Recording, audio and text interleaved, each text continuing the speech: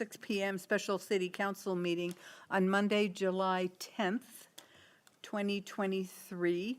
We have one, possibly two counselors who will be remote. We're hoping that Megan Emery will be able to join us from the West Coast, where it's probably sunny, but hotter than here. And Tyler Barnes is remote. So we'll start with the Pledge of Allegiance. And Tim, you want to start that?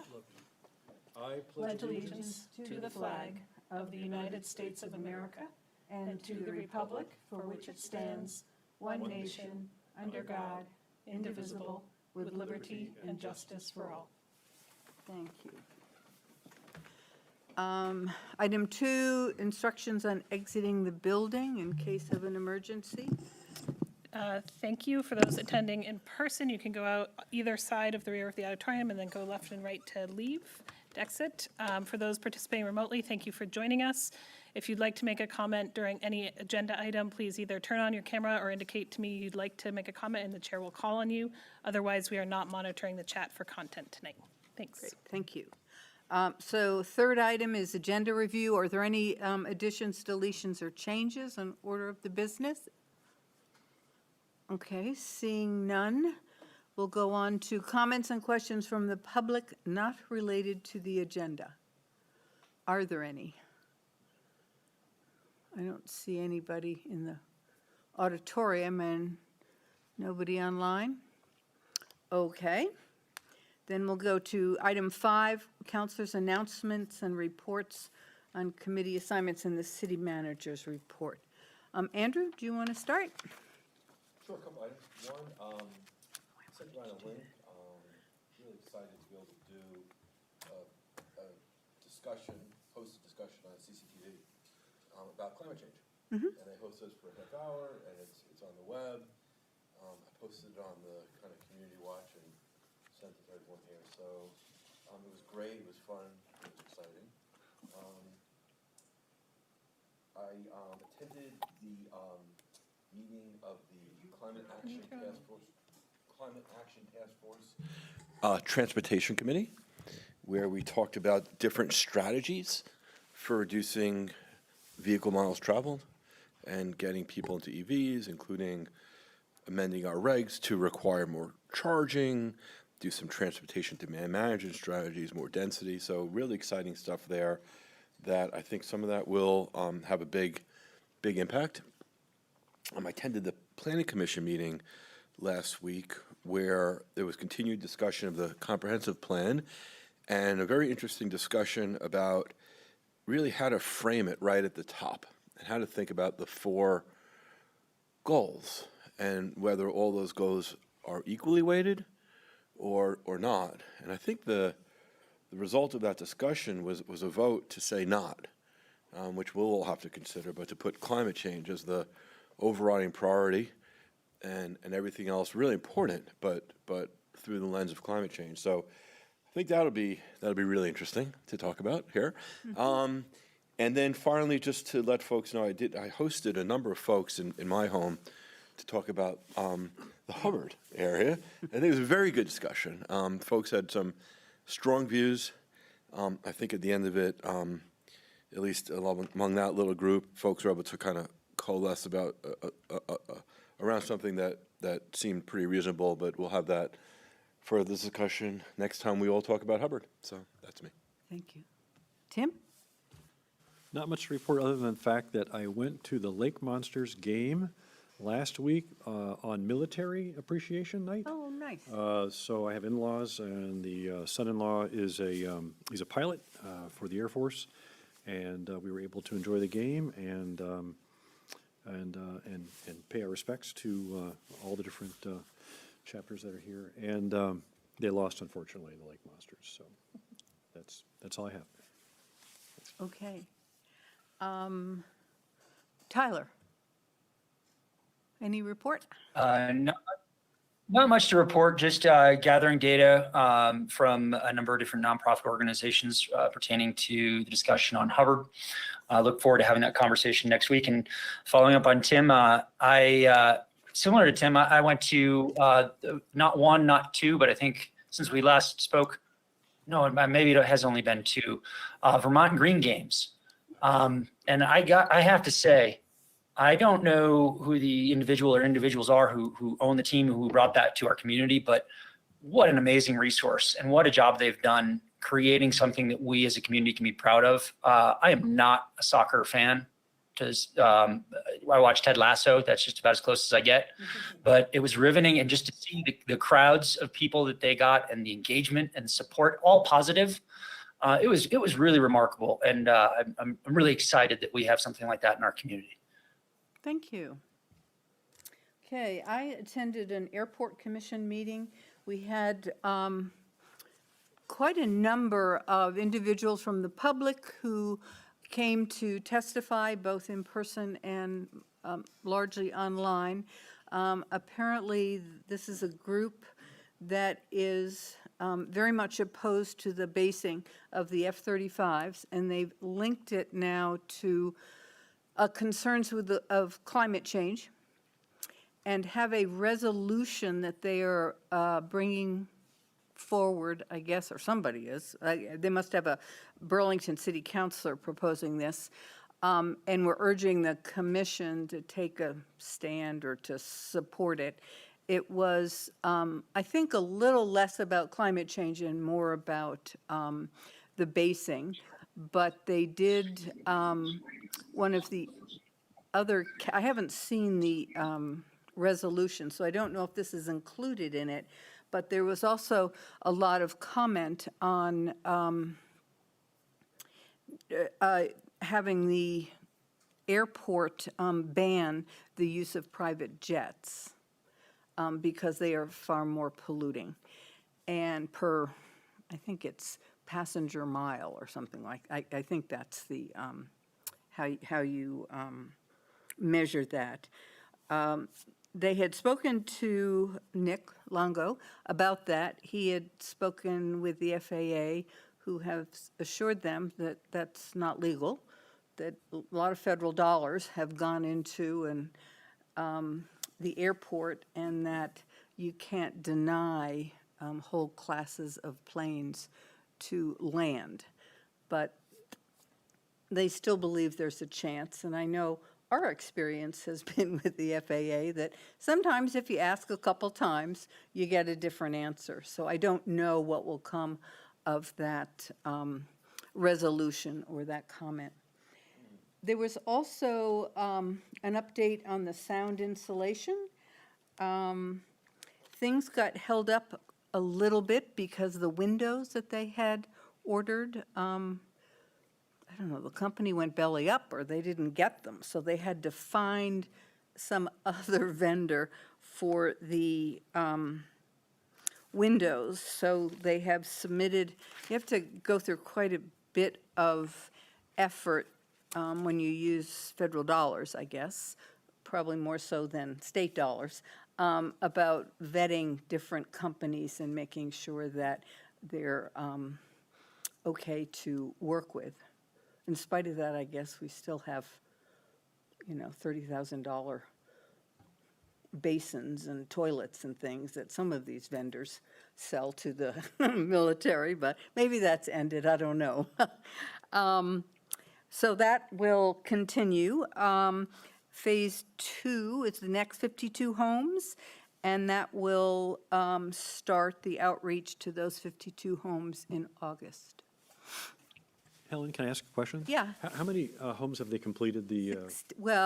16 are, 16? yeah. And then a bunch And of, that was the pilot, and they've sort of made that, because of the windows, I guess, they've included or these next 52 into phase 1. They keep changing the phases. So it's moving forward. and the feedback from the residents is positive? I haven't heard anything negative, so Okay. I think they would have shared that. Yeah. They also talked a little bit about the noise exposure map, and later this summer, we'll have the first meeting, and they will there were 2 committees that provided oversight, so they'll be in touch with the city of South Burlington and other people. I think Paul Connors was on one of those committees. There were some public members, people from Winooski. There's a variety of public who worked on those. They have identified the consultants for that new noise exposure map. The base year is going to be the noise generated in 2023. So that base report of noise has to be submitted by the end of the year. Can I ask what's changed that would create a different noise map at this point? The F-35s. They're not in the previous? No, they hadn't Still the arrived yet. F-16s? Oh, Yeah. Modeled. oh, they modeled It it. was, they didn't- modeled oh, it, but okay. now that they're Oh, now here, they we have actually data know with the it. Okay. number and we have data. And then lastly, of interest to South Burlington, they've put a order in for the fencing for the cemetery, and that should arrive and be installed the end of July. And they are going to get in touch with Tom DiPietro because there is apparently a row of cedars where they need to put the fence. I mean, I haven't driven by, I've seen some shrubbery or whatever. And so they want to work out with you exactly how you want them to trim those so they can install the fence. And I did talk to Peter Taylor, so I think he shared that with the Sexton Committee. So that's all I have to report. Megan is on now. Helen, can I just, when they, Yeah. in connection with the soundproofing, did they also talk about weatherization? We didn't talk about that then at the last meeting, but that is part of the conversation and part of the work. So I've asked that, and they've said, oh, yes, we make that connection, so. It's also how we got the match for the first round, right, through VGS? Yes, It's a yeah. weatherization commitment. So I think that's how that works. But I can ask that again, get an update, but. Megan has joined us from afar. Does she want to make a comment? Can you hear me? We can. Okay, I'm going to keep my screen off because I have limited battery. I just hope that everybody is okay. I am out of state and learning from both local and national news sources about the heavy torrential rains. I haven't heard South Burlington in the news, but I hear that people are watching Burlington overnight in addition to Montpelier, and I just hope everybody's okay. Thank you. I think that's pretty much the status here. And, Yeah. the biggest hit, I guess, was in the Ludlow, Londonderry, Weston area, sort of Wyndham County. Right. Right. And are the people still cut off from emergency Oh, services there in yes. Ludlow?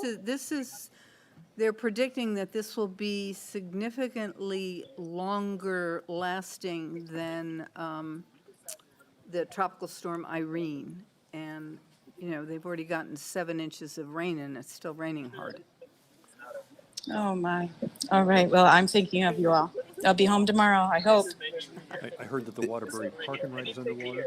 And the Intervale is flooded. And the what? And the Intervale, Intervale, and yes. people were called on emergency to come down and harvest. Yeah. The Essex Dam looks like a chocolate fountain right now. Well, and the Winooski River is one of the rivers that, there's so many tributaries, so much water. Right. That, Right. so I think the real impact for our county will probably be tonight, tomorrow morning. That's what I read, that the Winooski River was cresting. Yeah. Okay. All right. So just on that note, and I will save the rest of my comments for next week in the interest of time, but we are, the chiefs and Tom are watching overnight. We are expecting another 2.5 inches of rain here overnight. We're not seeing any significant issue at this point, but we are monitoring it. And assuming we don't need a lot of local resources and emergency response tomorrow, we will offer our assistance to other municipalities who may need building inspectors and heavy equipment and whatnot. So more to come on that. So while we're thinking about our municipal friends across the city, or across the state who are really struggling, I also just wanted to mention that we are thinking tonight of our friends in Rutland who are mourning one of their new police officers, Officer Eben Hauser, who passed away on Friday in the line of duty. So we've been thinking about her. Okay. So, That's so tragic. That's always hard to manage when you're killed in the line of duty. Moving on to the consent agenda, we have two items, the disbursements and approving the minutes from May 15th and June 5th. Do I have a motion to approve? I will move to approve the consent agenda. I will second. Is there any discussion, any questions? Seeing none, all in favor signify by saying aye. Oh, I'm sorry. We have to do a roll call since we got two. if it's unanimous, you don't. Oh, If it's not you. unanimous, you do. So Megan, are you supporting that, the consent agenda? Of course. Okay, Yes. so all in favor signify by saying aye. Aye. Aye. And that is unanimous, so the consent agenda is approved. Moving on then to the really big item tonight for this meeting is approving the municipal tax rate and set the installment due date. So Martha Lyons and Jesse will manage that conversation. So as Martha comes down, just a reminder, this is a formulaic approval. We model what we project the grand list to be as we develop the FY '24 budget. The grand list is then lodged effective April 1st. And then there is a formula based on the money to be raised by property taxes that the voters approved. So we're not exercising any discretion here There about is taxes? no discretion, but Okay. you are legally obligated to set the rate. Okay. And Martha provided, our Director of Tax Assessing and Collection, and Martha Machara participated, a detailed memo. If you have questions, we can answer those, or Martha can walk you through them. Would you like to be walked through? I mean, the public might like a little walkthrough, an abbreviated walkthrough. Sure, if you have her, you can put it up, because I don't quite have it memorized. It is kind of long to memorize. So why don't I do Martha, that will take me a few minutes, Okay. so why don't we just, Oh, no, there she has it. there we go. Thank you, Martha. The other Martha. Yes, the other awesome Martha. I just started off by giving a little blurb of what is a grand list and what does it mean. And the grand list contains information such as property owner's name, mailing address, assessed value, size of the lot. And this information is set, as Jesse said, as of April 1st each year. And then there are several reasons why an assessed value may change during non-reappraisal years. And that's if somebody does new construction or gets a permit to add a deck, finish a basement, do a second-story addition, or demolish something on their property. And then I know Tim had asked what the average range was for residential house and condo. The residential real estate market and condominiums is still increasing in sale prices. However, that doesn't mean our assessed values change, because we did our last reappraisal was complete with 2021. So I have to use those same tables when I put values on properties now going forward. So the new construction that was just built last year in 2022, or even into the beginning of 2023, is based upon what our houses were assessed at for 2021. So therefore, the average house remained the same. The condos went up slightly to $296,408. And the main reason for that is, like at O'Brien Farms, that's a PUD, the planned unit development. So all of those, even though it looks like a single-family house, it's in the condo database because there is no land value with it. The commercial real estate market is not as robust as the residential and the condos. However, the values that were set in 2021 are still holding steady. And for commercial properties that have sold since the reappraisal, they're either they're starting to sell for a little more than what they were assessed at, but there's not quite the gap like between residential and condos. And this year, the grand list increased by 2.38% overall for the entire municipal grand list. So we are now a little over $4.1 billion in value. I broke out the percentage increase between what happened in the TIF district. I lumped residential and condominiums together in the commercial real estate market. And most of it was due to new construction. The TIF district increased by 14.6%. Residential and condos increased by 1.64%, and commercial values increased by 4.46%. And then when we started building the fiscal year '24 budget, we assumed a 1% growth in the non-TIF grand list and 9.6% in the TIF grand list. And on town meeting day, the voters approved with a 73.1% approval rate, the municipal budget of a little over 55 million, with 19,388,298 and some change to be raised from property taxes. During the budget process, we modeled that the FY24 tax rate would be an increase of 5.75% over fiscal year '23. And that would include pennies for pass and open space. And with the increase that we had in the grand list, our tax rate is actually increasing by 5.43%. And that's better than what taxpayers anticipated when they approved the budget. And that will decrease what their new tax burden is going to be. And in that case, Martha is solely talking about the city tax rate, not Yes. the combined tax rate. Yes, and then once we received the state education tax rates, I was able to meet with the other Martha, the finance director, to calculate the TIF proceeds, which goes into the city operating tax rate. And then the formula that we use to come up with our tax rate is we take the voter-approved amount to be raised by property taxes, add in the TIF proceeds, and then it's divided by the grand list value, and then we are per 100 of assessed value. And that's where the tax rate comes from. And then below that, I showed the math. Okay. Well, thank you. Any questions, comments? Sounds wonderful. Thank you for the report, Martha. Okay, so you ready for the vote? I guess I need a motion to set the FY, or I'll make it. I move to set the FY24 municipal operations tax rate of 0.4712 cents for a total municipal tax rate of 0.4916, and set the installment due dates of August 15th, 2023, November 15th of 2023, and March 15th of 2024. Second. Any further discussion? All in favor signify by saying aye. Aye. Aye. Aye.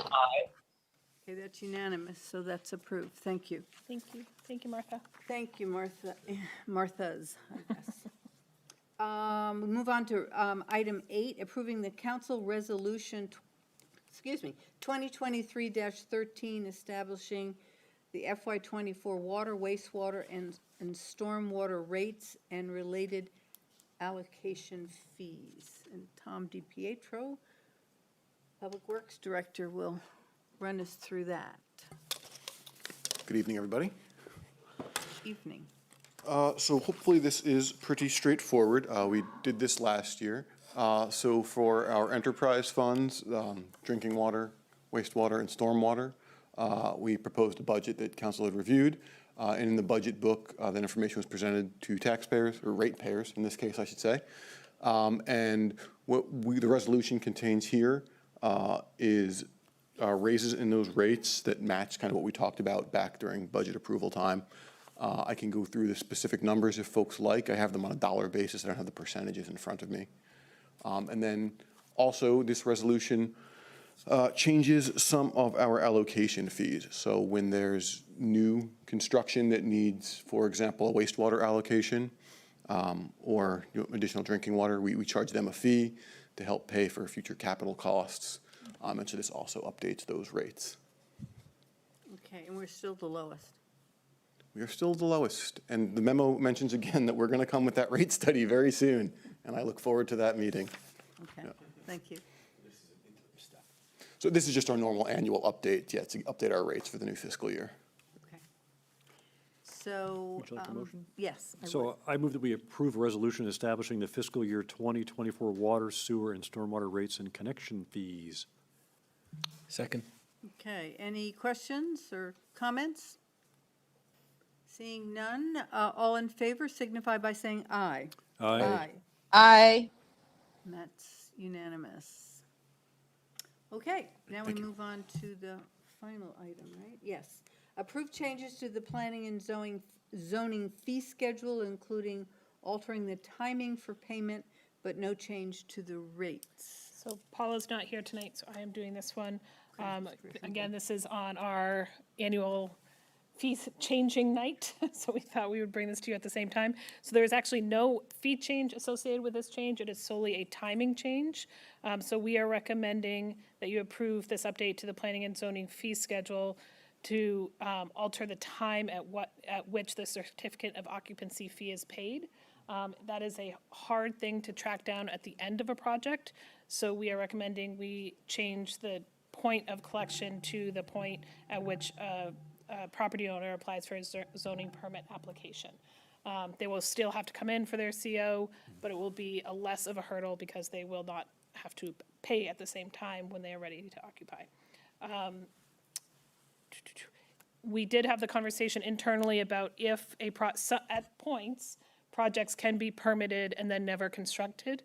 So if that were to happen, we would, as we do now, we would walk back the fees and return those to the developers. Okay, comments? Thoughts? Okay, Would you like a motion? I would. So I move that we approve the change to the planning and zoning fee schedule as presented in the meeting tonight. In a second? Second. Second, yeah. And any comments or questions? Seeing none, all in favor signify by saying aye. Aye. Aye. Okay, that's unanimous.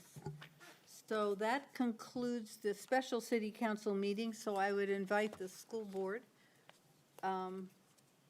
and Violet, I think that's all that's joining us, so we can convene as a steering committee meeting. Hi there. I'll have to get on a Zoom meeting.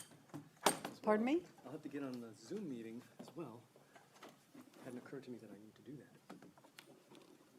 Oh, No? Okay. It gave me a Zoom link, so. oh, no, you don't. I guess since we're all here.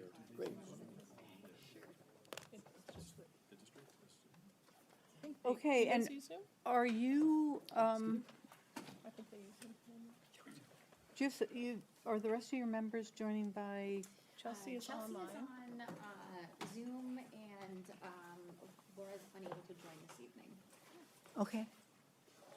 Oh, I see, okay. Sometimes I can't read that, so, all righty. So I will convene the steering committee meeting of Monday, July 10th at 6:29. We're right on time. And I welcome everyone.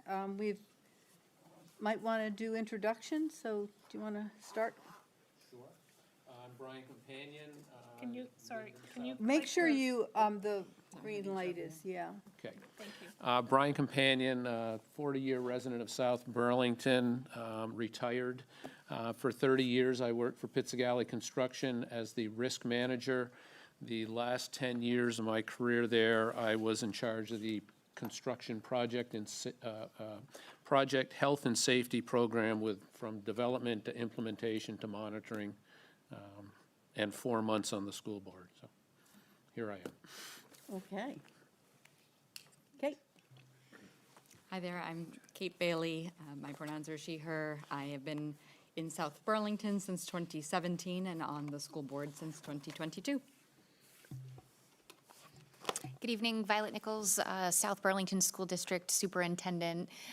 Excited to be here today. Thanks for having us. Can you identify any of your staff that's in the audience? Yes, I'd like to, I'll have two introductions. I'd like to introduce Tim Jarvis, Senior Director of Operations and Finance. He is here in person. We've also got Lissa McDonald, and she's just turned her camera on. Lissa has joined us via Zoom. She's the principal, as she's known, at Rick Marcotte Elementary School. So thanks for being here, both of you. Thank you. Alex. And I'm Alex McHenry, serving for 6+ years on the school board, and now in the capacity as chair, and I'm enjoying it immensely. Great. And Chelsea, can you turn on your picture or not? Sometimes. Yes, There I you can. Hi. Hi, I'm Chelsea. I'm also a member of the school board, South Burlington resident. Okay, welcome. Well, I'm glad we could. Oh, and so, thank you. And so I'm Helen Reilly, and I chair the city council. I've been on the council for, this is my 12th year. And I'm Jessie Baker. I serve as your city manager, and I've just started my 3rd year. And joining me tonight is Martha Machar, our finance director, Steve Locke, our deputy city manager and fire chief, Tom DePietro, our public works director, Sean Burke, our police chief, Erica Quallen, our deputy director of public works for capital projects, and Martha Lyons, our director of tax assessing and, or tax, director of assessing and tax collection. And also Lou Brazee is online, who is our energy projects manager. And Sue Alnick, of course, taking minutes. And I'm Tim Barrett. I've been on city council since 2016, and on Thursday, I celebrate 42 years at IBM Global Foundries. Whoa, Go figure. Andrew Chalnick. look that old, yeah. He was a child prodigy, right? Andrew Chalnick. So I've been on the council since March and recently retired. Okay, Megan? Yes, hi, and I am going to keep my camera off just so I can hear the whole meeting and save some battery. Megan Emery, this is my 14th year on the council, and I am just happy to participate. I apologize for being virtual, but I will do my best to follow and to participate in all of that we'll be discussing tonight. Thanks. Thank you. And Tyler?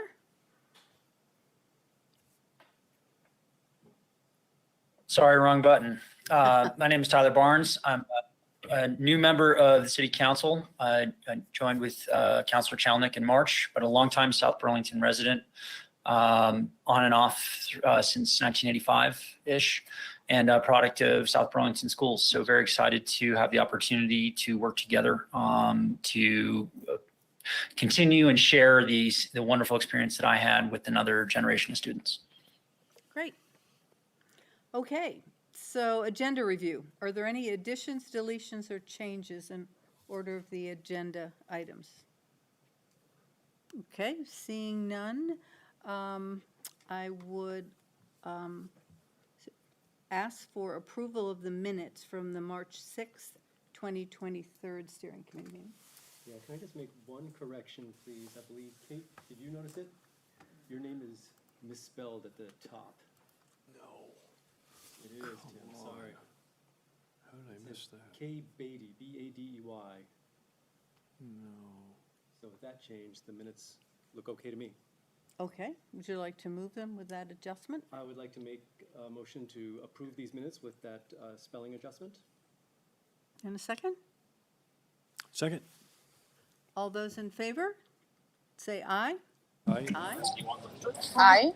Okay, thank you. So we've approved them. We need to approve the minutes. Item 5. You need to go back to 3. Oh, did I? Oh, I'm sorry. Excuse me. You know, I'm sorry. I missed comments and questions from the public not related to the agenda. Is there anyone wishing to make a comment? Seeing none, see, I knew. We'll move on to 5, we'll get back to 5, and receive an update from the city staff on the engineering analysis for traffic and pedestrian travel around schools. And Jesse Baker, city manager, and Tom DiPietro, our public works director, provided a memo, and they will walk us through that. Sure, so just table setting here, as Tom gets settled. So we also have Erica Quallen here to speak on this, and Chief Burke as well. So the school board provided us a letter on June 21st, following up from our April letter. So we provided this back and would love to have a discussion about what's included here. I guess I would like to start by just saying we as city staff are equally committed to the safety of our streets. We take that really seriously, especially bike and pedestrian access at the policy direction of the council. And while we have very strict statutory rules we have to follow and best practice engineering rules we have to follow, we do endeavor to ensure we're always protecting all of our residents, especially our kids and families. And many of us have children who are in schools and certainly see that as a primary goal as we maintain the city's infrastructure. So I'm assuming you would like Tom to walk through what is here for the school board and the public tonight? Sure. And do we want to have comments or questions item by item, or would that be most helpful? Is that I think okay? from staff's point of view, a discussion would be most helpful. So as Tom walks through this, if there are areas that people would like to talk about, let's talk about them. Okay, thank you. Hear me? Yes. Good evening, everybody. Tom DiPietro, Public Works Director. And thank you, Jesse, for the introduction, and thank you all for the opportunity to come here and speak about this. I look forward to, like Jesse said, having a discussion about this and letting you know the work we've put into this so far and the kind of the process we're following to meet some of the requests that we received in this mid-June letter here. So I'm going to go through them. I think I'll just go through one at a time. Yes. And we'll go there. So the first request is related to traffic at the intersection of Market Street and Rick Marcotte, requesting a timeline, budget, and related information. So in brief, the update on that effort is retained a traffic engineering consultant, VHB, who has done work in the area, and we're also working with the Chittenden County Regional Planning Commission on the traffic engineering professionals there. We have expedited the schedule for data collection so that the information the engineers need to do the kind of analysis that's necessary was done during the school year when there's obviously more traffic in the area, school's in session. So they've collected turning movement data for the area, traffic volume data, collected speed data on Market Street. Folks may have seen the sensors out there during the end of the school year. And the next step in that process is for them to take that information, do an engineering analysis. In the memo, I included some information about the kind of the warrant analysis and the engineering resources they use, the MUTCD, the AASHTO manual. I didn't want to overwhelm folks, but I just wanted to point out some information, kind of what the engineers are using and what they're using as resources and why those are important, kind of what those are used for as they make determinations for traffic and pedestrian safety. As far as schedule goes, so final engineering recommendations will be available at the end of July or early August, so on schedule to what we had initially planned and what we signed contracts to do with our consultants. And then the next step is to evaluate sort of timelines and budgets, figure out any funding request. Some interventions can be done pretty quickly, right? If the suggestion is, and just as a for instance, stop sign, a four-way stop, that can happen pretty quickly. If the recommendation is something more like a traffic signal, that'll require some additional engineering, obviously some budgeting. So once we get this information back from our consultants, we'll be able to have those discussions as well. So I think I'll Any comments or questions? Pretty straightforward for everyone? Alex? Yeah, sure. Are there any other studies currently going on? Sorry, I'll take care of this. Yeah, quite a few. So in the Market Street area specifically? In any other areas around our schools? Yes, okay, I can move on to item to then. If That's in item 2. Oh, okay. Yep. Okay, so if there's, Yep. yeah, are there any questions or comments about item 1? Yes. Oh, okay. So Brian, go ahead. Oh, Kate, your turn. I have one, so if you have more than one, I'll go first. So the engineering and the study is happening with the current circumstances of Market Street. Does it factor in any of the future growth, or how does one build upon the current traffic study that's happening as the city center develops more and more? Yep, so that's what your question confused me, because there's multiple studies in this area. The other one is a traffic model that my colleague Erica has got additional information on as of just today even. So we are looking at the whole area, the intersections sort of from Heinsberg Market, all along Market Street, down to Dorset, Williston, and updating that traffic model. And so we have the existing conditions data with that traffic volume information that gets plugged into that model. We also know the new development that's coming. And so when that gets through our development review process, they provide information on additional traffic. So the next step there is to plug that expected additional traffic into the model, and then we'll be able to see what's expected at each intersection. And if that warrants or calls for, signalized intersections, just as an example, right? And so that really helps us lay out a plan, which helps us lay out kind of the budgetary needs for, again, maybe it's a traffic signal or whatever it might be. Yep. Okay. I'm going to complicate that just a little further because I can't help myself. They run different scenarios too. So with Garden Street open or closed, what does that do? So it's going to be a pretty holistic analysis of the area, which I hope folks find as interesting as Erica and I do. Can I also add one other thing, because I Sure. can't help myself to this And one? then Tim. So I think this modeling is actually the critical modeling for our downtown in the years to come. I think one of the big picture things to think about as we think about specifically bike and pedestrian and vehicle safety in city center is that the growth that we were projecting in city center last year at this time and the growth we're seeing on the ground is incredibly different. So last year, this time, we were being told by the developers that we were going to see one building a year come on over the next decade. And thanks to huge institutional investment from UVM and UVMMC, we're at a 3-month mark now. So we have a new building starting every 3 months, which is a very different reality on the ground. So about a year ago, when we were planning for this year in, we started this work on the comprehensive traffic modeling and are fine-tuning it as we know what's actually being permitted on the ground. So we have been proactively planning for that, and it's just happening much faster than we anticipate, than the development community was telling us it was going to happen.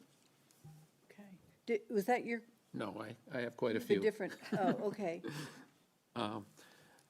You mentioned that you've collected data and everything, and that's great.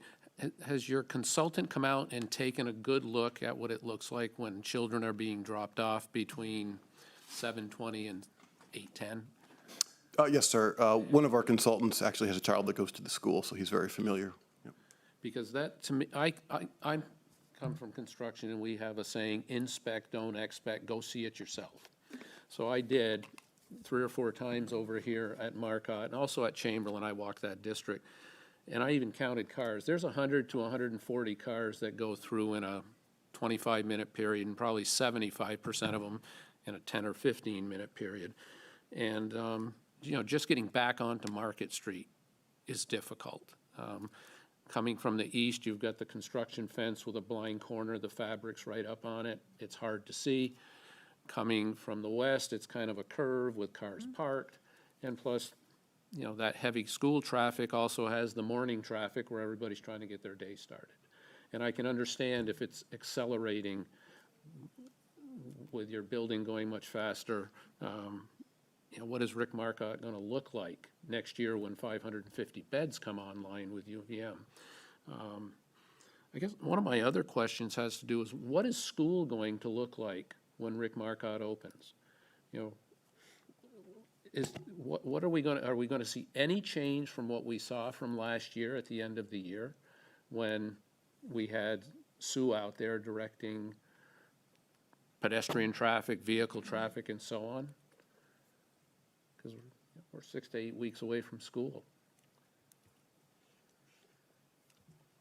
Is there any So- change the city is going to make, I guess is the question. So I think this is getting a little to number 3, so we can Okay. jump there if you'd like. Are we ready for that, or? I'll just ask my budgeting question, then in your April 10 letter and in this letter, it talks about funding a lot. How long are we looking before something will be installed there? I'm assuming your consultant's going to come back and say something has to be done.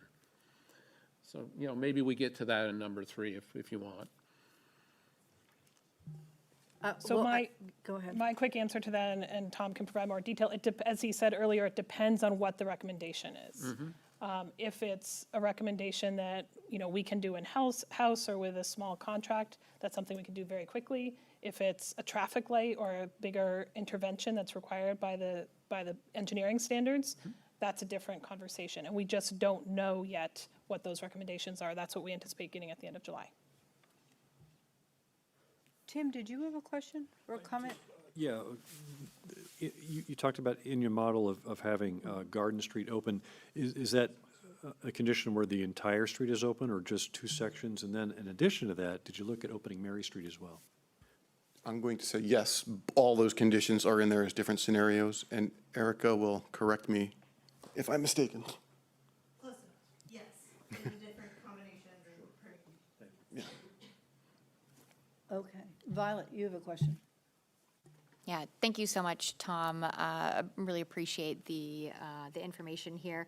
Yeah, I too am thinking, about the start of school already, and I appreciate, Jesse, what you said about the expedited pace of development, and I'm wondering, not my area of expertise, I'm wondering if you can share any information about the timeline for a development of a school zone. I know that has been a request of the board, and so I'm wondering if you could share a little bit about that, Tom. Yeah, I'm going to jump into item number 2 then, Yeah, if that works for folks. That's what item number 2 is, so why don't we go there? Great. Okay, so I just organized these, kind of how the letter came in. So item 2 is a date for when school zones will be finalized in each of the 4 school campuses currently without them. And so this is going to be a longer answer. I apologize for that, but kind of 4 different scenarios here. So just to go take one step back, we did not have in our ordinance, in our resolution, our speed limit resolution, school zones at all until October.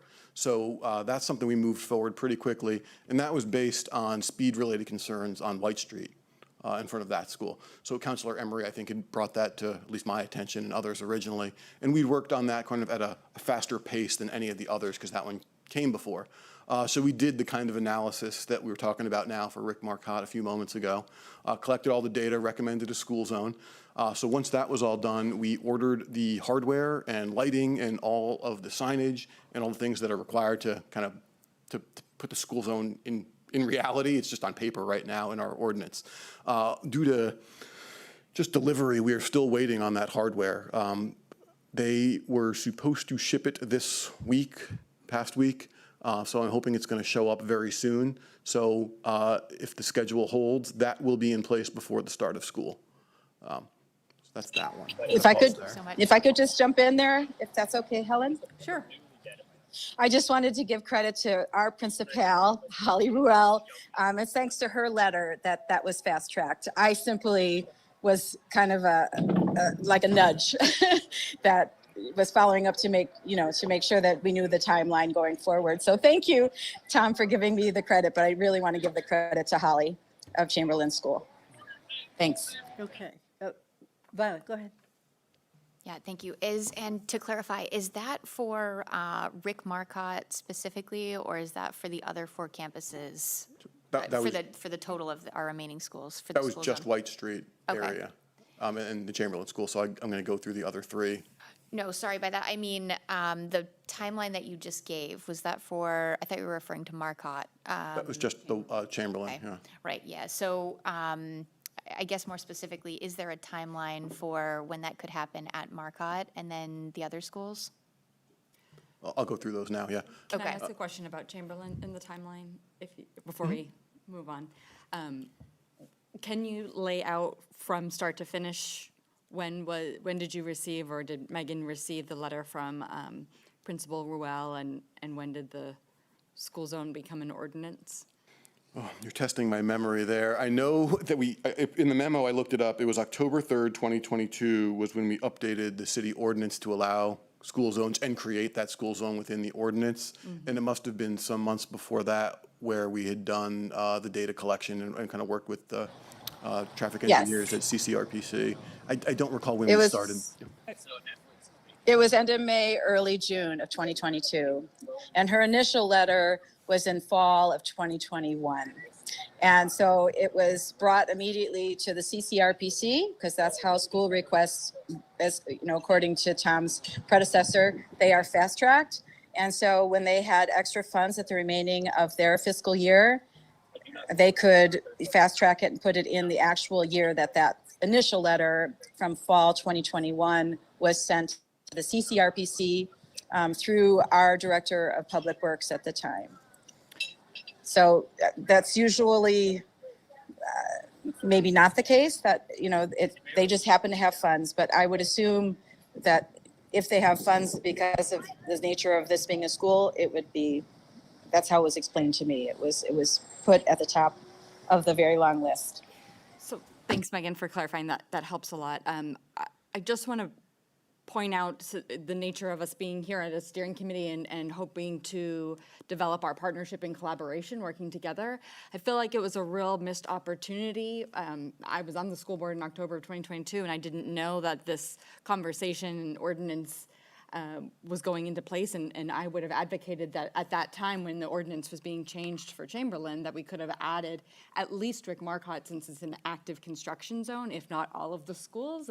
We also had the accident right outside Dorset Street, so it feels like a missed opportunity, and I just want to point it out and ask when these issues come up again at a specific school, if city councilors or whoever receives the request can just take that moment to zoom out and check in with the school board or with our superintendent to see if any issue that's happening at one school, maybe where your kids go to school, is more of a district-wide need, so that we can order the supplies for 5 school zones at once rather than piecemeal one by one. So Yeah. that's more of a request than a question, but it feels relevant to the conversation that we're having tonight. Thanks. Alex, Sure. I'm sorry. Alex? Sure, thank you. So quick question, I guess, for Tom. It sounds to me like, with the way I'm thinking about it, it was a roughly 2-year process to go from Principal Ruel's letter to getting the hardware in place, which hasn't quite happened yet. But we aren't at 2 years away from the fall of 2021 yet. So can you clarify that and confirm that my understanding of that is correct, that, you know, the concern was raised almost 2 years ago, and we're almost at the point where something is being done about that? Yep, I guess I can tell you, I've only been in this chair for about 13, 14 months, so I can tell you within weeks of my involvement, we were talking about the speed limit resolution and how to move it forward. I wouldn't say it's uncommon for these kind of things to take a year or more to get through the process. And just a point of clarity, when you go to change a speed on a road, that has to be backed up by an engineering study and a speed study. So part of these school zones presumably will be to lower speed limits during certain times. So that information is also required before we can move it forward. So we've got to go out and collect that data. It's not just a simple matter of just writing it in the ordinance. There is certainly room for looking at all schools together, but we would have had to have done the data collection and engineering analysis as well. Yeah, all right, thank you. May I ask a question? Yes, you may, certainly, Chelsea. Thanks. So just knowing that these studies take a long time and that they're really necessary for these changes to come into play, I'm just curious about like how permitting works for all of these buildings. If it was projected that there was going to be 1 new building a year, and now it's more like 4 new buildings a year, it seems like it's not just schools that would be greatly impacted by that rapid change. And if studies are projected on 1 building a year and then they're actually building 4 a year, that seems like I would just like some explanation as to what the city or the steering committee can do to make sure that either we're getting the projections we need before buildings are going up, or is there a way to slow it down? I'm very new to all of this, so I'm not saying that slowing development down would be good, but certainly it going too fast is having these retroactive, really hard negatives on our community. And so I don't know if that question is clear, but it seems to me that like buildings going up 4 times as fast as all the studies that all of our safety information is based on is a problem. So is there any clarity around that? Yeah, I guess in response I can offer, so we have an opportunity once a year to request the assistance of the Chittenden County Regional Planning Commission from this UPWP program. So in one respect, a year and a half seems like a long time. In the other, we have an opportunity to present this information or make these requests of them and their staff once a year. And so I would say at our next available opportunity, that's what was done.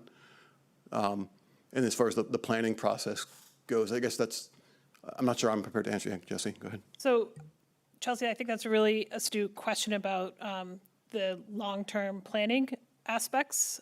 So I can tell you through the permitting process for buildings that are permitted citywide, each building goes through a development review process where Tom and his team review it for water and wastewater implications, traffic implications, et cetera. Public safety reviews them.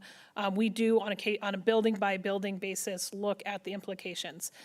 City center is really different because it's all the buildings in one place really fast. That's why we started that modeling about a year ago to make sure that we really understood what was coming online versus just the land potential of the acreage. So we are looking at that. An example of that is, and often what that means is when we see, okay, there's going to be an implication here, there's a permit condition that says when X happens in the development, you have to put into place Y intervention. So folks may notice the new light that went in right up along Tilly Drive. That's an example of a permit condition that was installed during the development process of a series of acreages. Great, thank you. That's really helpful. Could I just sort of? Oh, she's not done, Megan. Keep going, Chelsea, if you have another question.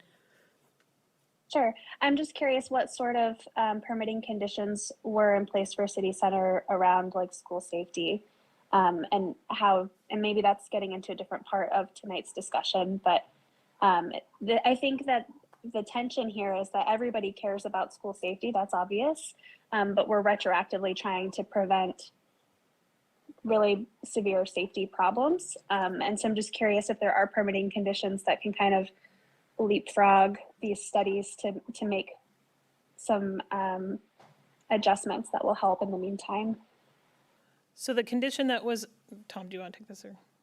No. The condition that was applied for City Center is the payment of impact fees. So sometimes developers are required to do something on site. Sometimes if it's a specific project, in this case, the identification of traffic and pedestrian safety around City Center, they're assessed an impact fee. So the developers have been paying that. That is a funding source we may be able to use for installing any of the improvements we need to make. It likely won't cover all of them, but that's the mechanism by which that condition is assessed here.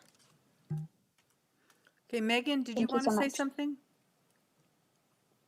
Yeah, thank you, Helen. I just wanted to clarify again, it's always hard to understand history. But since I was not as close as others were, but I was fairly close to it, is that I didn't know this was going to be a school safety zone. That was a result of the study where people were simply asking for a red light as opposed to a yellow light blinking, so that when people press the crosswalk sign to go across an increasingly and very busy street, which is White Street, that the light would turn red. So that was the initial request that a resident had made to me. I then contacted the director of public works at the time, who said, as long as the principal thinks it needs to be done and the principal writes a letter, there will be a study. And we had no, at that point, expectation that this would be a school safety zone. So I just want that to be clear to people that at the initial outset, when Holly wrote that letter in fall of 2021, it was simply, we need more than just a blinking yellow light, because there are people zipping through a blinking yellow light when there's a crossing guard and children and families crossing. So I just want that to be really clear, that it was an organic process and it was based on a resident's request. They addressed it to me. I have always walked my children to school. I have not felt unsafe going to Chamberlain School. So I just want to make that clear. This was not a, let's do this for Megan Emery or my daughter kind of request. It truly was coming from a resident, and there was no expected outcome. It was thanks to the study that Holly requested that that outcome was determined to be a school safety zone. So I just want that to be really crystal clear for everybody. Okay, Alex, did you want to, No, I didn't. oh, okay, yes. Violet? Yeah, and thank then you. we'll go to Kate. Thanks. I just had a follow-up. Chelsea, thank you for your great question. And Lissa, I want to be sure we didn't, in trying to finish up item 1, which was Rick Marcotte, you know, I wanted to learn about school zones, so I want to make sure we give you a chance to revisit. But I don't see Chelsea on anymore. Maybe she's just not on this screen. Wanted to follow up, so, and thank you for your response to Chelsea's question. You know, knowing that impact fees took effect July 1st of this year at 50%, I was just wondering, you know, and we started that conversation a year ago. I'm wondering about the other sort of, I'll call them reparations, or, you know, what other supports could we put in place to keep up with the anticipation, well, with the expedited timeline that wasn't necessarily anticipated by the folks in this room. You know, and the impact fees going into effect last week at 50%, when permits are pulled, we won't be seeing, you know, impact fees even at that rate for these properties. So wondering, you know, how do we then, what options are available to support the opening of school, particularly at Marcotte, given the development, thinking around, you know, thinking through that, again, back to Chelsea's question on, you know, what supports could we put in place? You want me to take that? Sure. So a couple of things. One, the impact fee I was referencing was the transportation impact fee, not the education impact fee, different impact fees. Two, you know, I certainly want to talk about how we open school in partnership to make sure all of our neighbors are staying safe, and we can get to that part in the memo. I don't want to lose sight of the fact that this city is enormously benefiting from this development happening much faster. So when we were planning on one new building coming on a year in City Center, our TIF modeling, our ability to repay the debt that the city had incurred to build out City Center was possible, but it was going to take 20 years. This is fast tracking our ability to pay off that debt, which more quickly returns funding to the city coffers and to the TIF coffers and to ultimately the state education fund. So I just want to counter some of that this is a bad thing that's happening. This is a really, really great thing that's happening, that our institutional partners are investing in City Center. It will prove the health of our TIF district for the next 10 years and into the future. So none of in us are terms saying- of, sorry? I thought you were done, sorry. Well, I just wanted to go back to, I think what you were suggesting was, what are the possible ways we can leverage funds into ensuring that our children and families get to school safely in August? Yeah, I'm certainly in support of the development and, you know, wanting to make sure that we're just at a school level open to a conversation about what resources can be put forward to supporting the safe opening of all of our schools, Marcotte in particular, given the growth, again, which you know, is, you know, not something that I've intended to speak to the quality to. It's really just the safety piece and thinking about how can we as a team really support the safe opening of Marcotte. And of course, you know, I'm grateful to Tom for, and your teams on the work being done, and really just wondering, you know, not knowing anything about the required processes, you know, what specifically could we expect as next steps, given that the growth is going to continue? Yeah, so specifically, we'll know that when the data comes back at the end of the month, and then we can talk with the you know, we will bring that back to the council for funding, and we can move forward together. In terms of opening, I'm just going to skip to 3 because I feel like I don't mean to tap dance around it. Sure. I had a comment too. You want to go first? Okay, why don't you do your comment and then you can make your comment.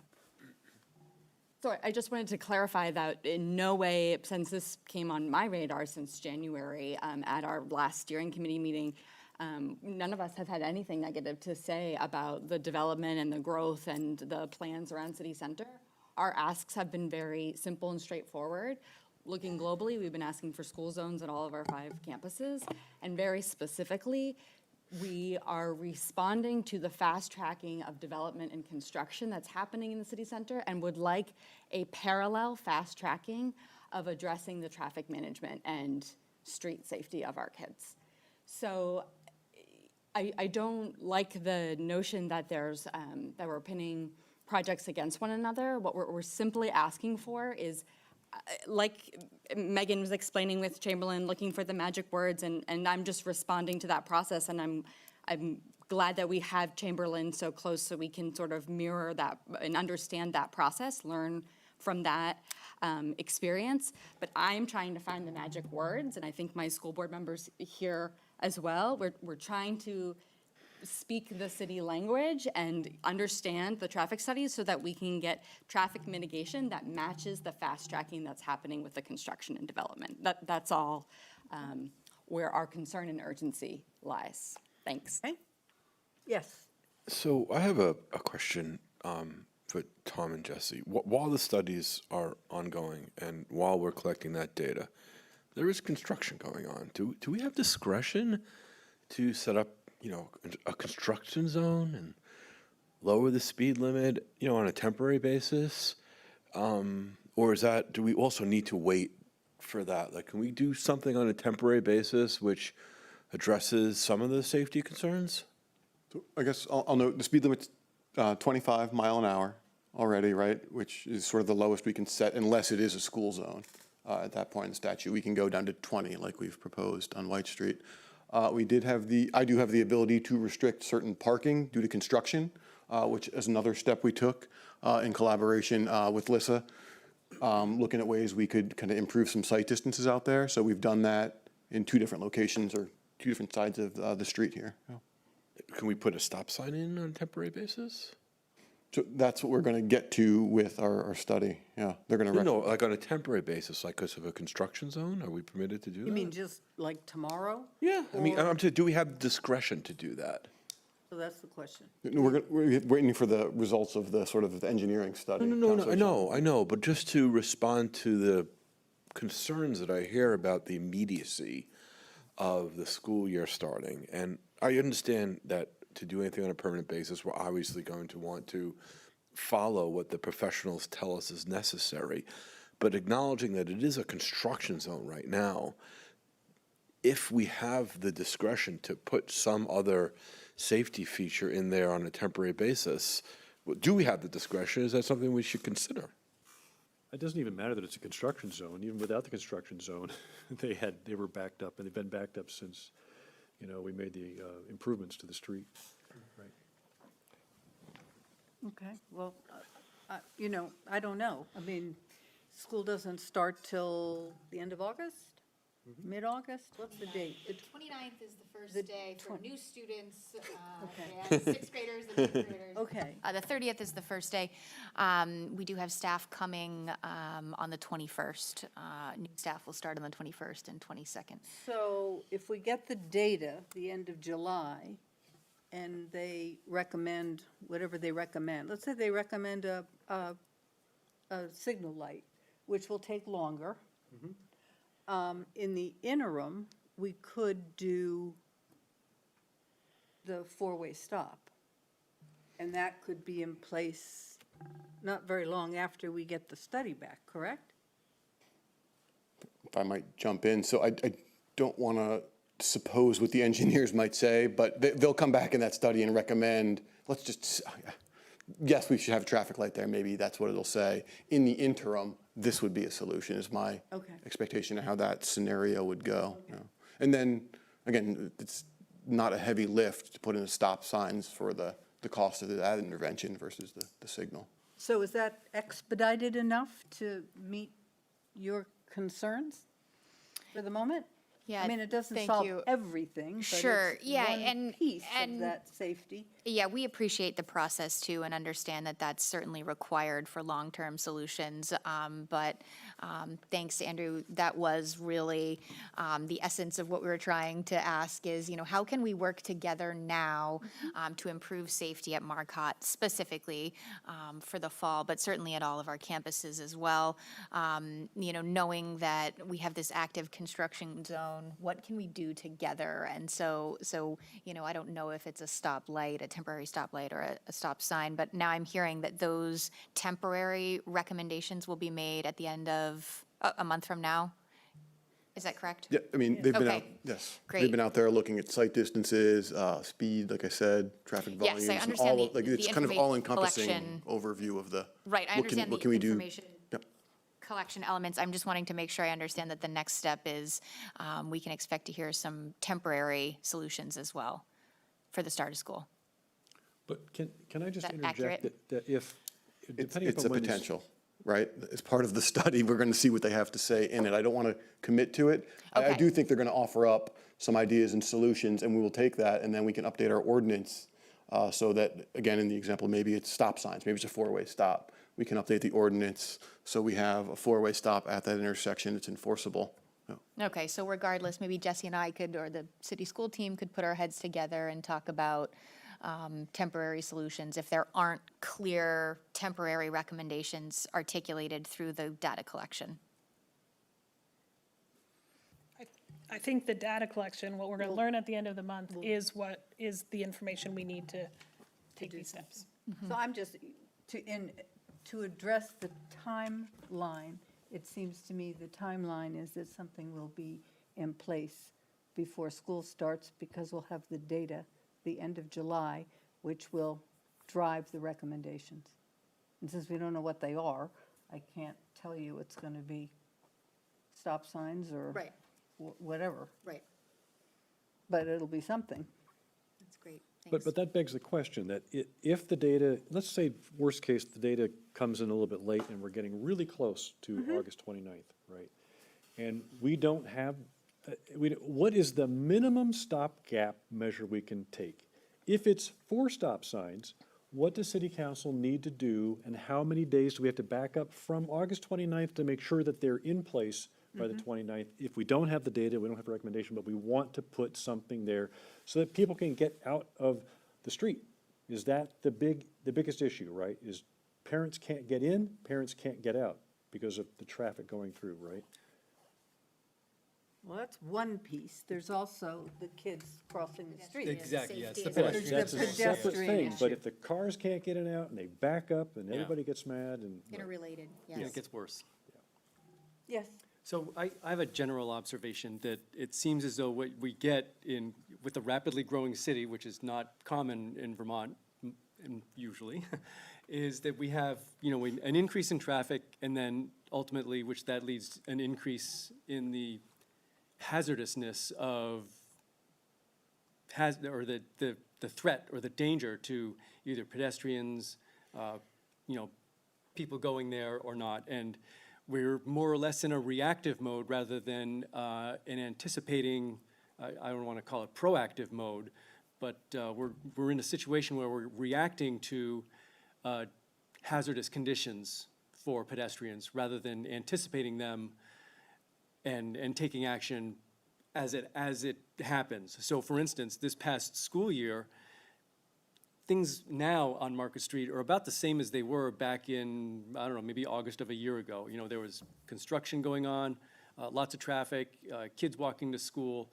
Not a whole lot different. I mean, there's that, the lot of trees has been turned into another construction zone, so we've lost that northern sidewalk on Market Street, but it's not a whole lot different. So we had this 1 year in which the risk to pedestrians and perhaps traffic as well was pretty high, and perhaps higher than it should have been because of this traffic study. And the nature of the way we're dealing with these things is that we end up with this lag between where we have this long, maybe a year or perhaps more, I don't, Holly, and in which the traffic is, or the situation for anybody in the area is pretty dangerous before something is done about it. And Holly Ruel's letter looks like it took about 2 years from the letter to the implementation for it to be done. And so perhaps we can step back and see how can we address this situation in which we're not reacting to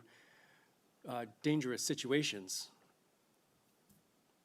Well, I do think one of the sidewalk issues was addressed with the walkway between the Catamount Run and the school. So that didn't take 2 years.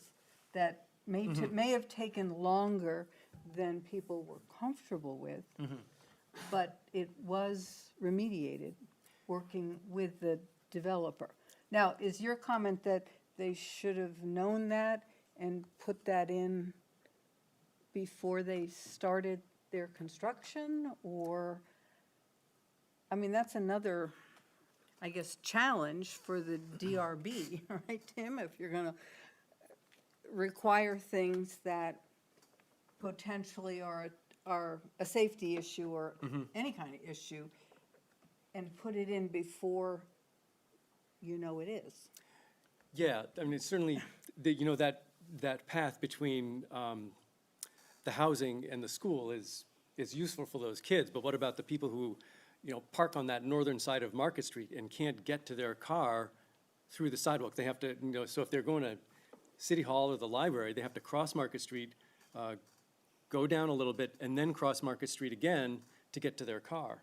So it's still a dangerous situation, having lost that sidewalk. But it's also a temporary situation because the building's ultimately going to be built soon and the sidewalk will open back up. But then, right now, we're talking about a traffic situation in which we have, I guess, 2 or maybe 3 completed large housing blocks. And so we're dealing with the traffic and the pedestrian situation that we have then, not the traffic and pedestrian situation that we're going to have in a few years, in which perhaps 3 buildings per year are built. So that's going to double the amount of large buildings that we have there. And we're going to, in a year from now, we're going to have a traffic safety mitigation plan that is built on having only 3 of those buildings and the 2023 level of traffic rather than the 2024 level of traffic. And we're going to have to go through the whole thing all over again because we've got, in another year or 2 or 3, we're going to have so much more people and cars in the area. Jesse would like to 2 take- points. That's exactly why we are doing the comprehensive city center traffic modeling.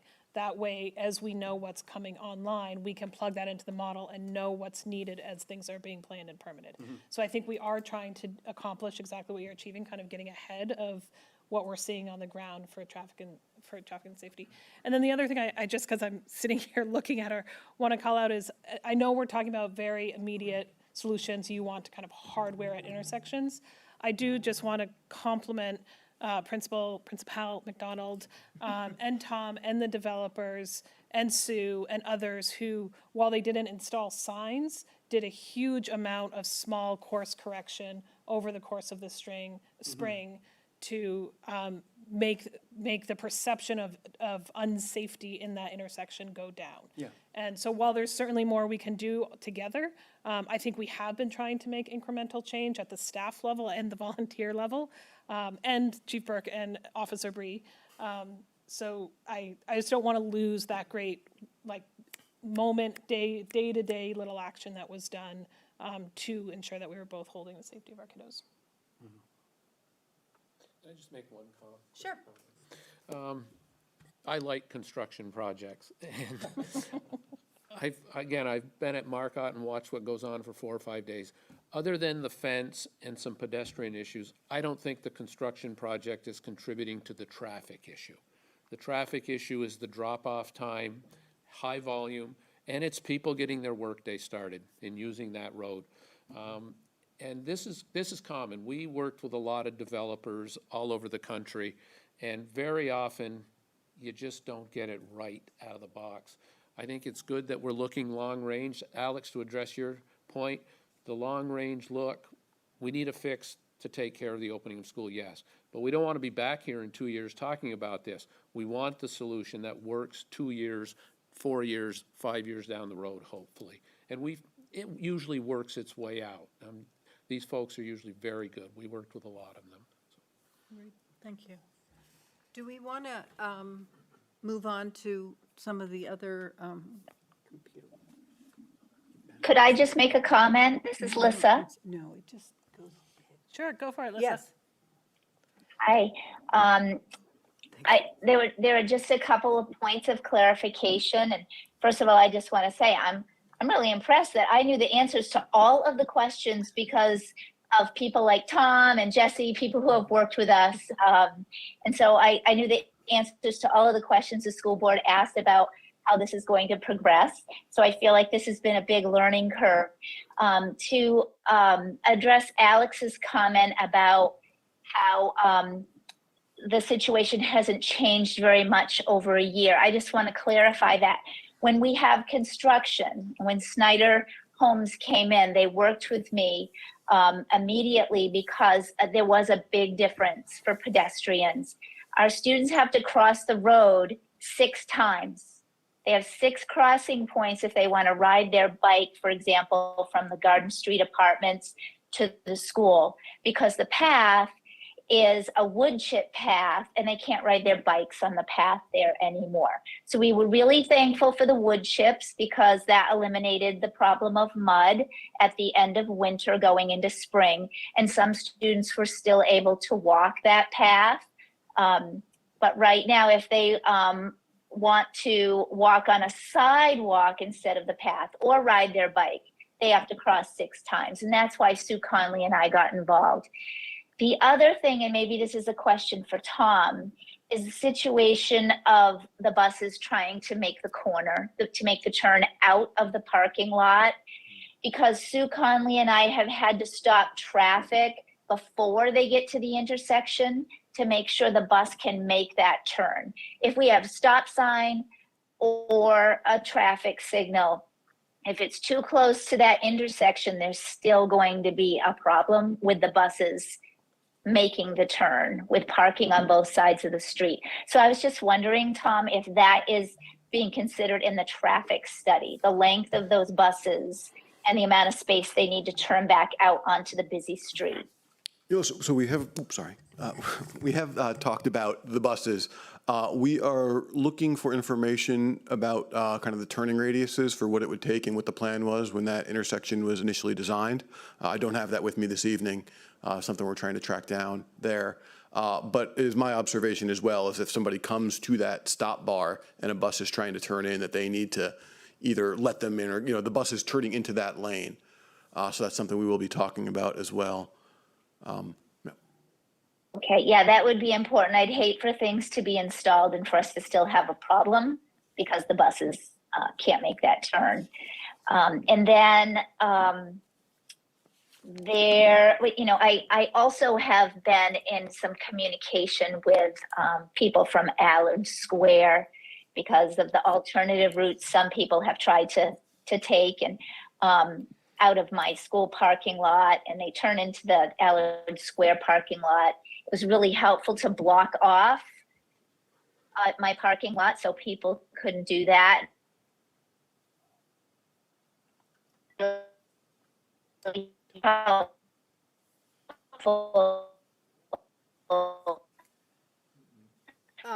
Tom, when you close some of the parking spaces for us, and I just didn't continue to keep those. I'd have to make a change, but until we find a solution, I'm just hoping that we can continue. I think things got very smooth at the end of this school year. It took a lot of time and communication. So I'm just hoping that we can at least start with some of those decisions that we made in place when school starts again.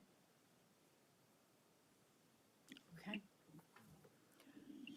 Are there other? And I'm hearing that I should turn off my camera because you can't hear me. Sorry. Are there other comments on 2 or 3? I mean, I know the issue about school zones is a hot one, and we only have 1 at this point, and you'd like, I guess, 3 others. 4 in total. I have 4 others, so 5 in total. Orchard, the high school and the middle school, and Yeah, high school, middle school could be one, sure. I would think it'd be one, because it's the same parking lot. I don't know, Yeah, but yeah. whatever. One big one. One, well, yeah, but it's a big Sure, campus. yeah. So I think the details suggested that that's not waving a wand either, that particularly the one on Dorset Street, the high school, middle school, will be additionally challenging because it's so many lanes. And I don't think you can actually award a school zone unless you really have the plan in place.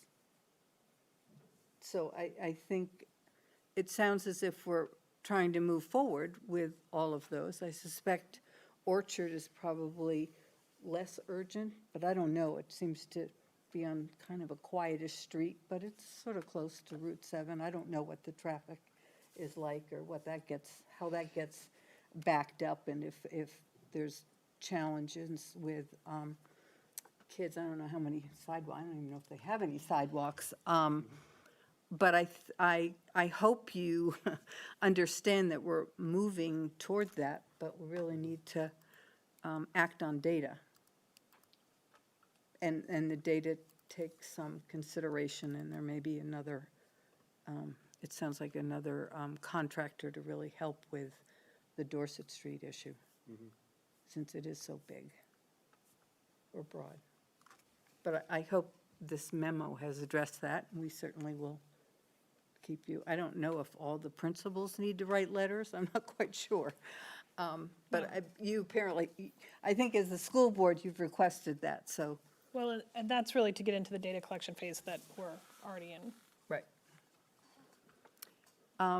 If we're moving off this agenda item, can I just make one final point?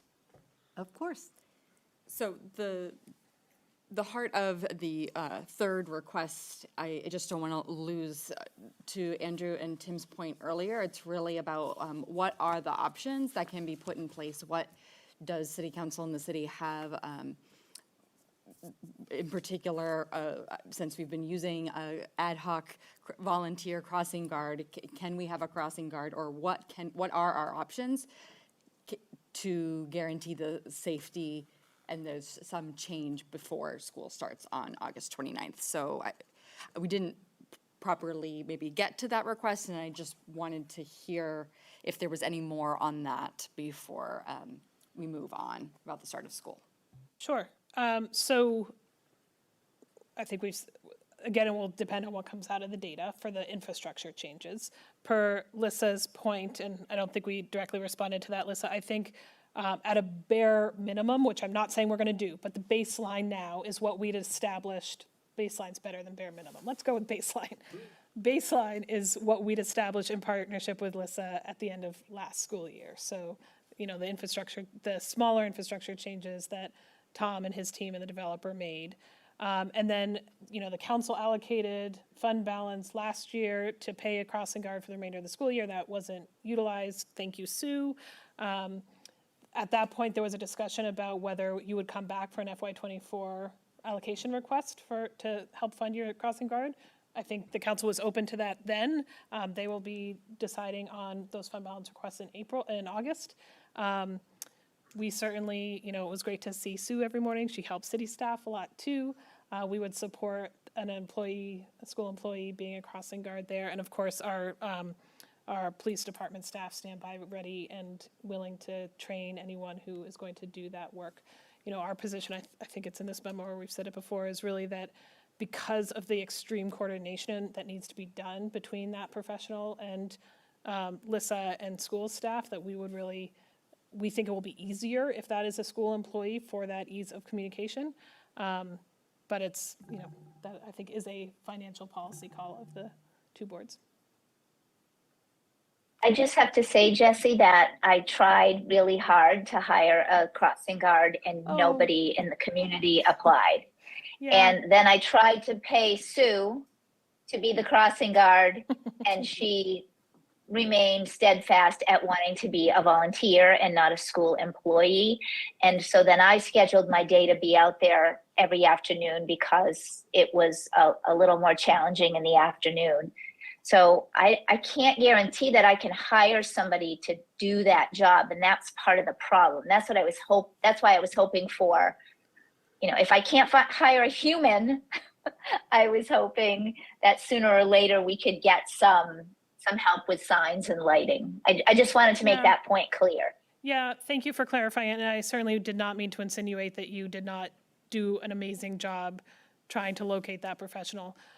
Quite frankly, to just be totally transparent, I don't see the solution to that as us trying to hire somebody. It is very hard to hire lots of different kinds of professions in the world right now. So I think, I'm not sure we're going to have any better luck at that if the crossing guard is our employee versus a school employee.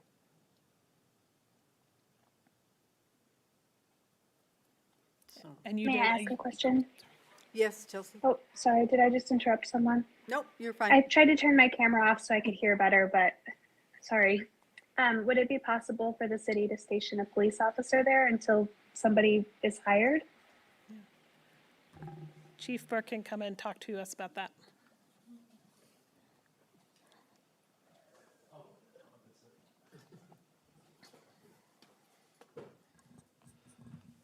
Loud and clear?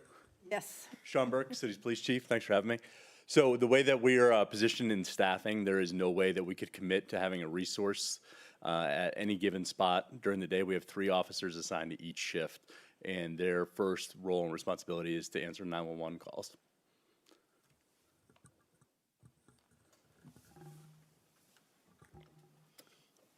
So I guess no, Chelsea. There is a resource officer, a school resource officer, right? At the high school? No? Are there no resource officers? So currently, there's 1 officer assigned to all the schools, and her work is, very, very complicated, follows up on a lot of different things that intersect between social services, the schools, and families in the community, and I couldn't commit that she could be there all the time because we have to prioritize what comes in. Helen, if I could just jump in here, I do not know the status, and my daughter right now is entering 7th grade, so it's not for my daughter or for me, my family, but there is not a crossing guard at Chamberlain as of June 16th, 2023. Perhaps they've found somebody. I don't know the status, but I just wanted to say there are potentially 2 openings. Okay. Have you pursued at all, like volunteers? Because a lot of communities, the crossing guards are volunteer. We have, we've. I mean, you have one, an Yeah, excellent one. we Don't you do. have any friends? Yeah, this is a critical shortage for us. I wonder, appreciate Chief Burke and Officer Bree and all that they do. And, Chief Burke has been, fantastic. And there have been times I've said, hey, can you, assist at this time? And he and Officer Bree have worked to support that. So, I want to thank you all. I don't know, staffing wise, if there's, staffing is of course the issue. And I don't know if there's other staff that might be available to help. Figure it's worth asking the question while we're at it. If you've got any other folks, I certainly understand Chief Burke and his team are unable to support. I also want to flag that I commute into Burlington every day and see the crossing guards in Burlington, and they are positioned at intersections. It's not the crossing guards' job to stop the traffic, it's to guide the traffic. And I think that there's a fundamental difference when you're walking people across a cross guard where it's already part of the flow of traffic and there's a red light and a green light, versus being asked to put yourself out there to stop the traffic where there is no stop sign or traffic light. Yeah, fair point. Fair point. That's My the kids- issue at Chamberlain School. Yeah. Something I've observed in a much larger city, Salt Lake City, where 2 of my children live and their children go to school. And they have what seems to be, they have a lot of traffic too. And the streets are very wide. They're 2-lane, but they're for Conestoga wagons with 10 horses, I think, to get around the corner. They're huge.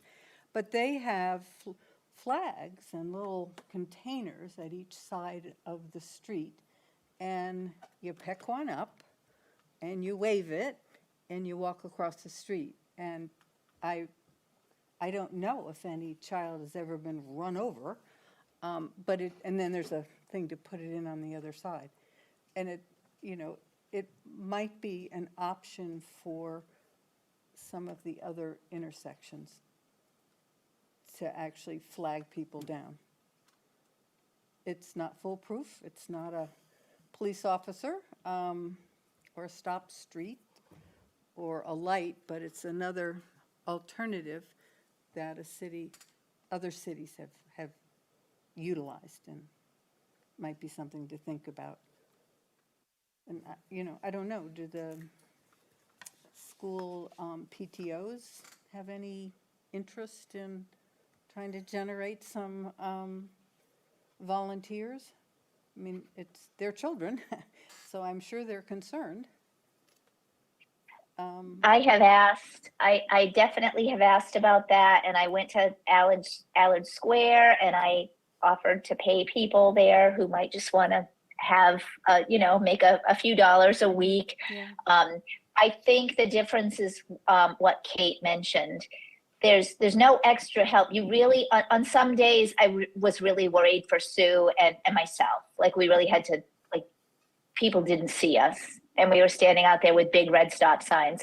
So I feel like people want us to be out there to help the children cross and to help with a little bit with the traffic control.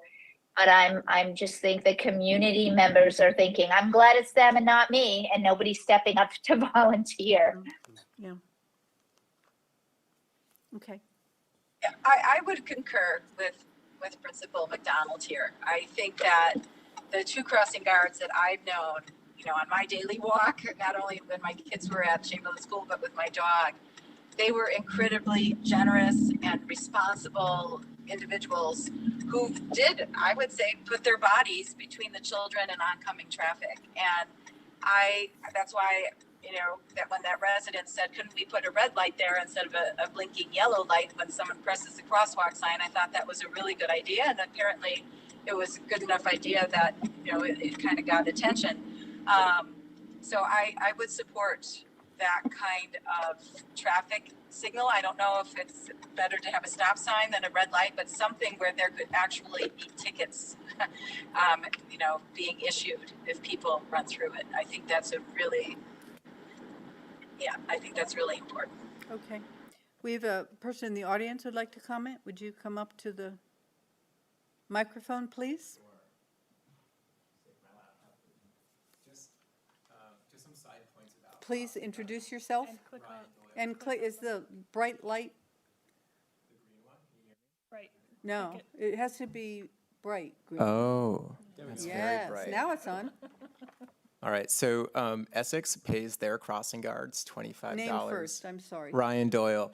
Essex pays all of their crossing guards $25 in the morning and $25 in the afternoon.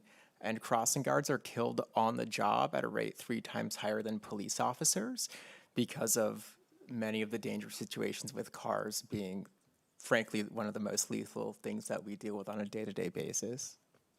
Thank you. Okay. Are there other comments or questions or thoughts about this update? It certainly won't be the last, but it's what we have for you now.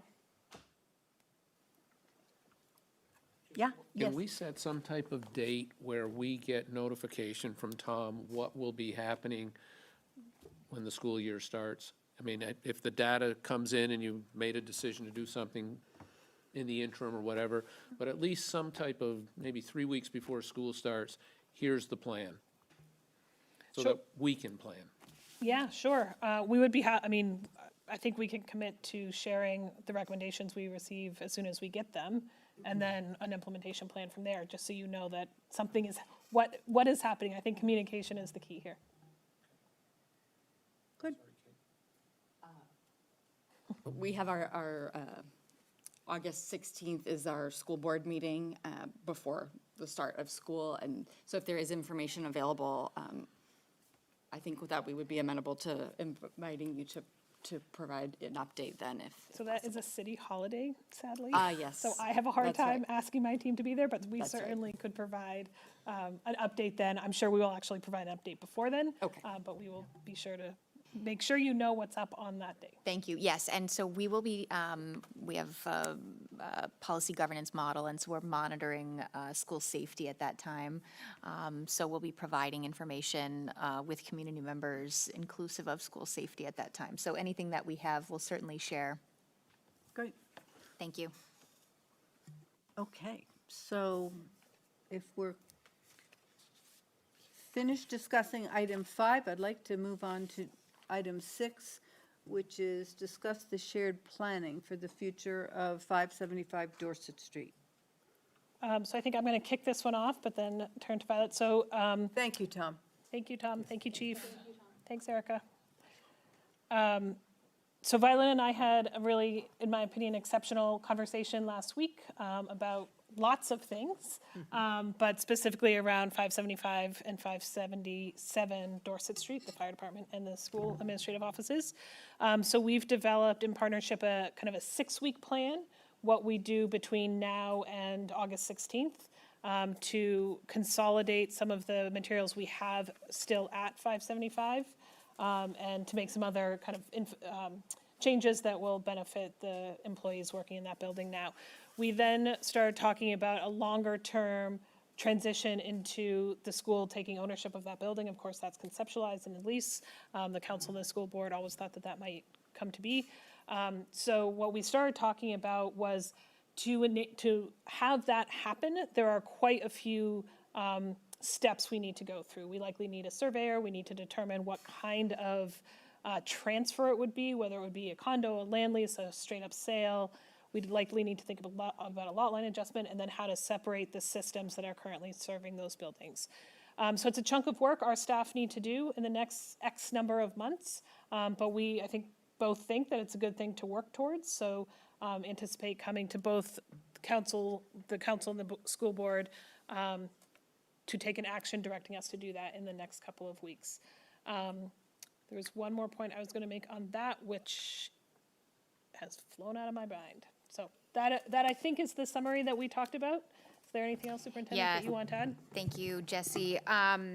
You know, I think from a school perspective, we're, of course, facing enrollment crises at 2 of our elementary schools, and we're really trying to think about how we could get some staff who maybe doesn't work directly with students into the central office building, and to create some space opportunities for student learning for the fall.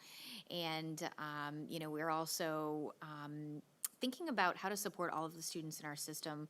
So recently got in the news that Centerpoint is having some significant programmatic modifications in what they're able to offer.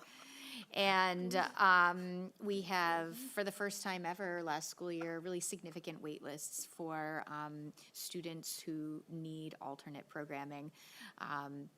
And, you know, as we use state and federal dollars, have been, you know, Jesse and I discussed that if the school were to take ownership of 575, 577 with the exclusion of the fire department, you know, what potential could exist for us to, you know, develop an alternative program? Could we potentially use that space over in 575? It's something we're looking into. So I think, you know, from the district's perspective, this is really an educational decision centered around increasing educational programming and supporting programming through, you know, our facilities. So glad to see, you know, really happy to enter in the conversation with Jesse. I think we had a fantastic meeting. And I think the next step here, Jesse, you and I can, you know, certainly connect, but I think we should set up a conversation on how to move forward. I know the agenda's already been warned for the school board's meeting on Wednesday, but I think we'll likely add that to discussion, and it'll be on our August 2nd meeting for further discussion as well.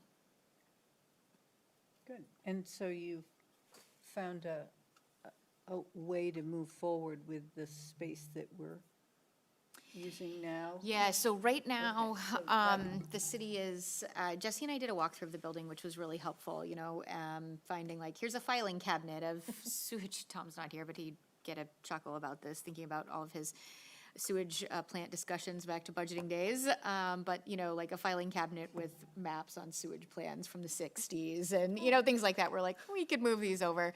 There were, there's emergency radios and a server, and there's the city is occupying pieces of 575 and 577, and Jesse and I talked through a plan to sort of consolidate the city's use of the space so that by May to August, we could have the larger rec room in 575 and the offices off of that for kind of office space. That wouldn't be, student-facing, of course. So, appreciate that timeline. I know it's a busy time for Parks and Rec, and also that would allow us to get some staff into that space, for the start of school so that there can be a little more room in our schools. So appreciate that collaboration there.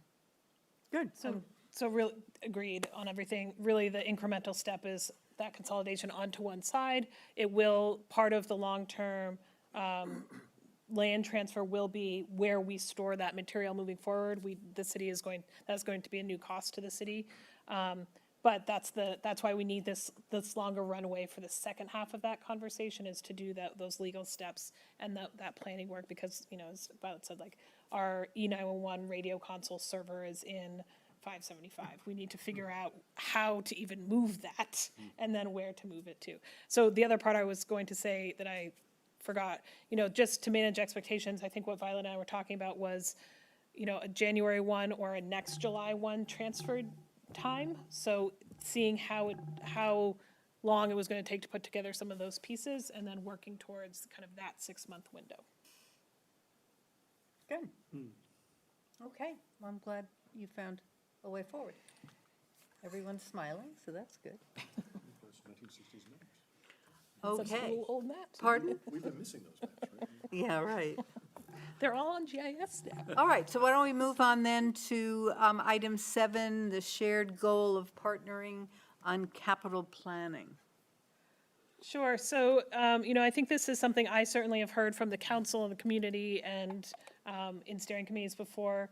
So I will speak for a minute on behalf of the council, but feel free to jump in.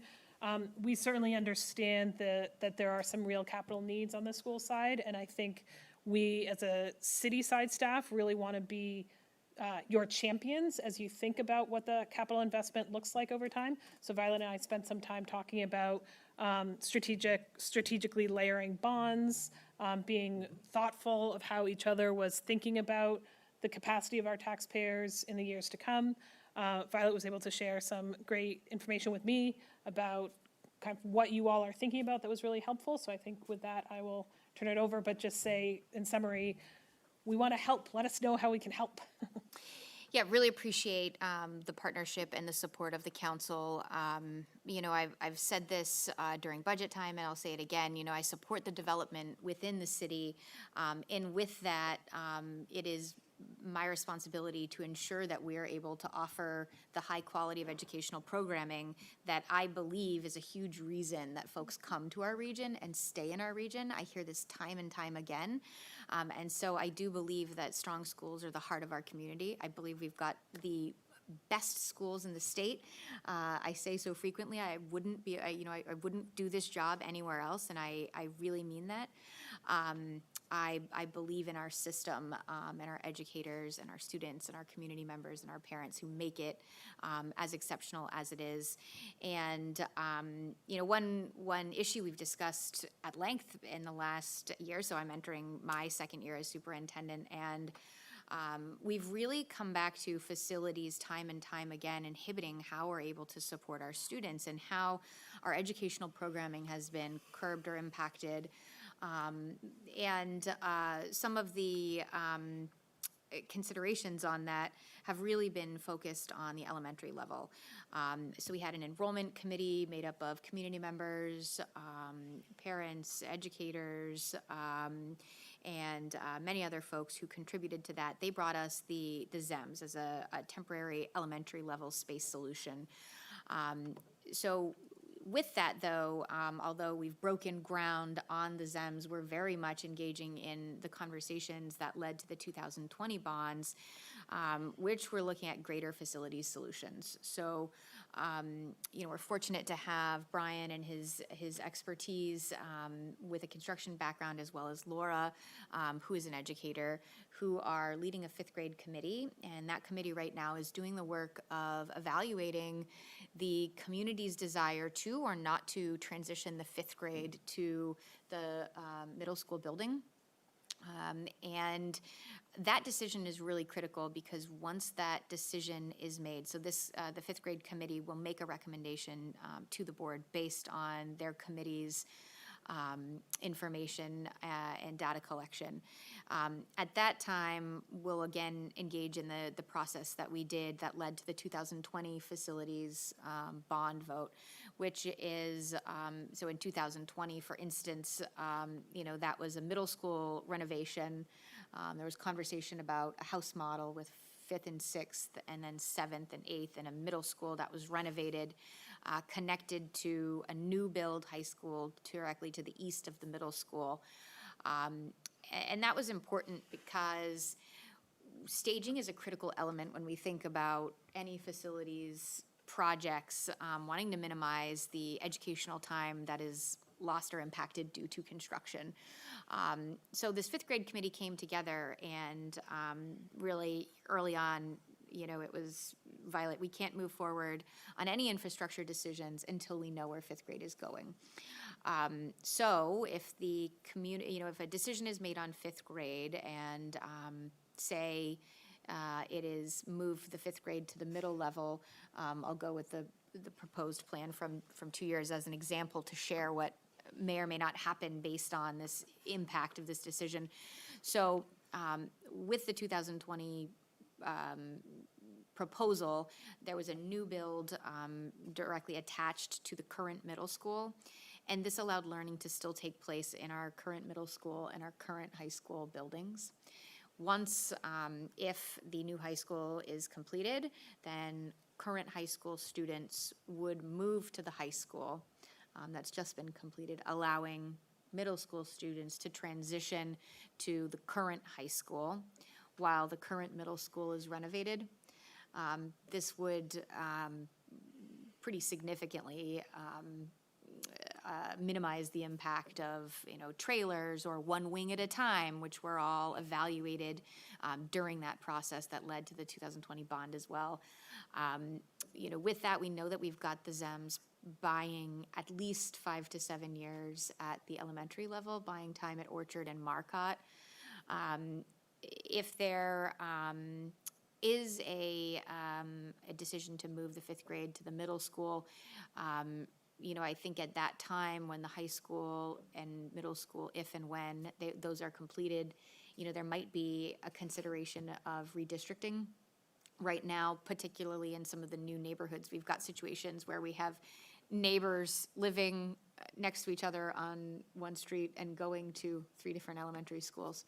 So, we could really minimize the impact if incoming pre-K or K students hadn't yet matriculated, and you have, say, upcoming planned fifth graders going to the middle school, and then who would be the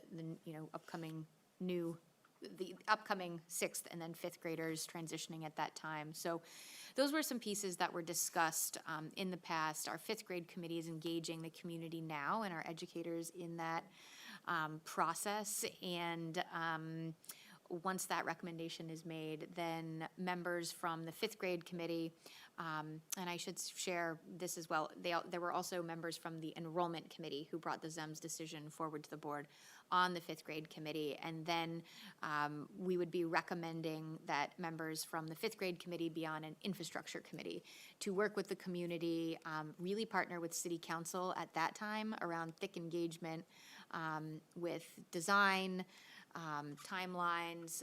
We know that we would need a pretty significant political effort, and, you know, many of us sharing benefits of facilities projects at that time. So after the decision of fifth grade is made, and we, you know, get to a point where we have, you know, we're working with the community and we're developing plans that work, you know, working to share that information with the community and of course hear information back would be a really critical time for support. Jesse and I did discuss funding, which was critical. The first time Jesse and I got together, we talked about part of our partnership needed to be a financial partnership. And I said this the other day at We Had Donuts in Discussion, where Brian and Laura shared some information and had a listening session for parents on the fifth grade decision. And, you know, what I said in that meeting is that school safety is number one, education is two, and finances are three, and in that order. But another way that we can partner is to make sure that we're supporting our community, and that as we work together, we're not double bonding in significant ways, so that we can ensure that, you know, school bonds are moved forward and city bonds are moved forward. You know, I definitely felt that Jesse was able to share information about proposed bonds, but not coming forward. We discussed too the rec center. Some of you have heard me say, you know, I of course support a rec center and really feel schools need to be a priority before a rec bond. Again, just not wanting to compete one with another. And, you know, some of you in the audience will recall, you know, part of the last proposed bond that was brought to the voters in 2020 was this really robust field house, or what could have elements of what might be a rec center. And so, you know, while during school hours we know that we cannot have school facilities that will be used by students, also used by community at the same time, but we had some conversation on, I wonder if we could partner together to use, to have school facilities that are also available for public use, and what could that look like, and how could we partner on that, you know, financially and as a project, and as a way of us to, you know, get rec opportunities that the community is asking for, as well as improve our sports facilities. I don't know if you know, we're kind of a sports powerhouse as well, coming from the bookworm, but yeah, so. Can I add to that? Of course, yes.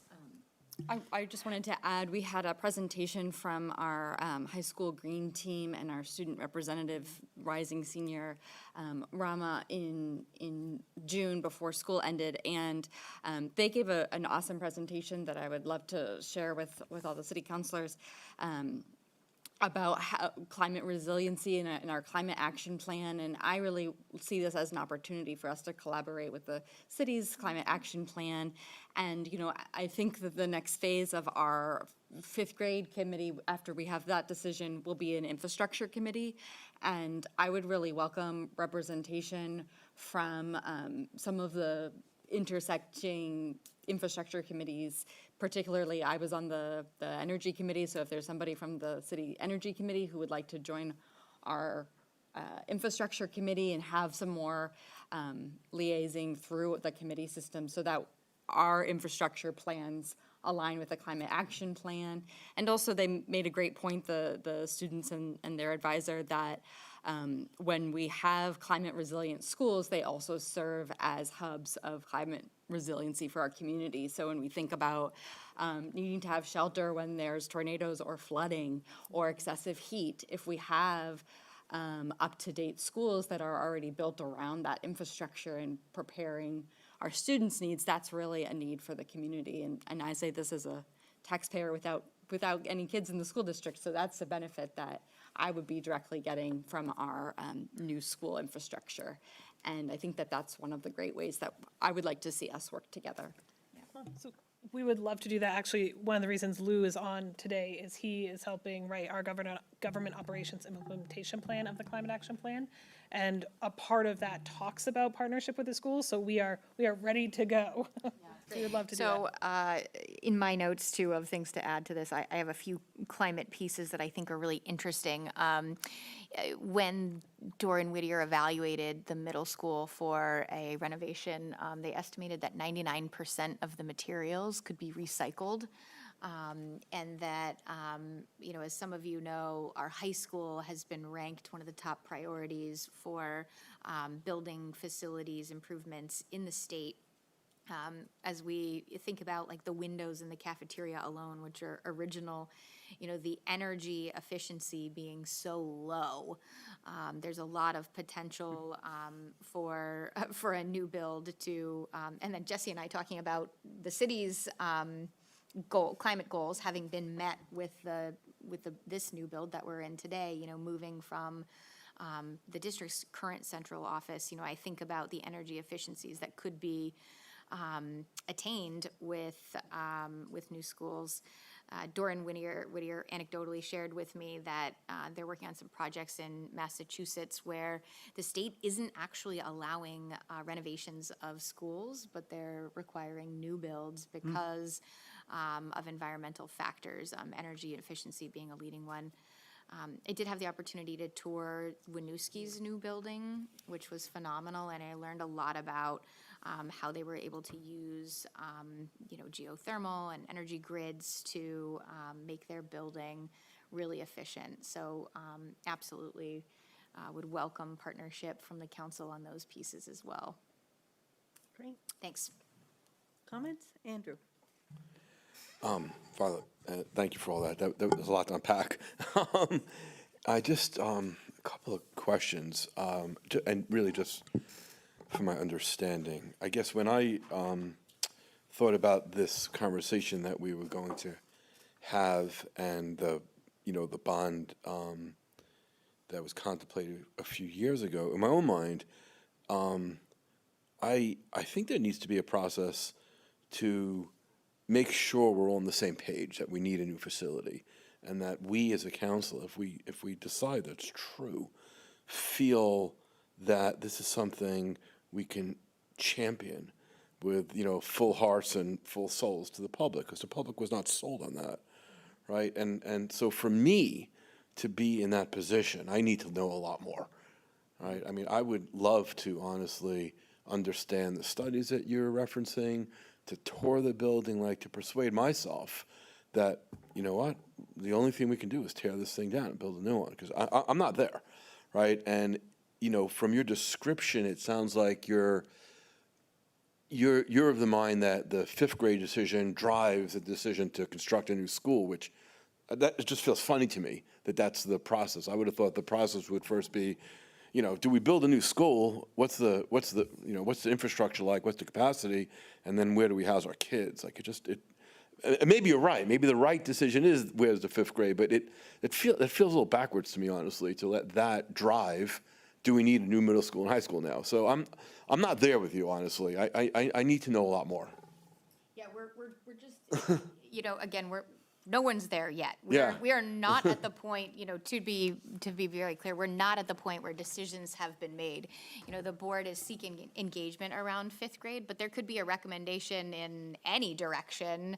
I wasn't referring to the fifth grade decision. Right. Yeah. The community has done, there was pretty significant engagement around this question about facilities, from 2017 to 20, right?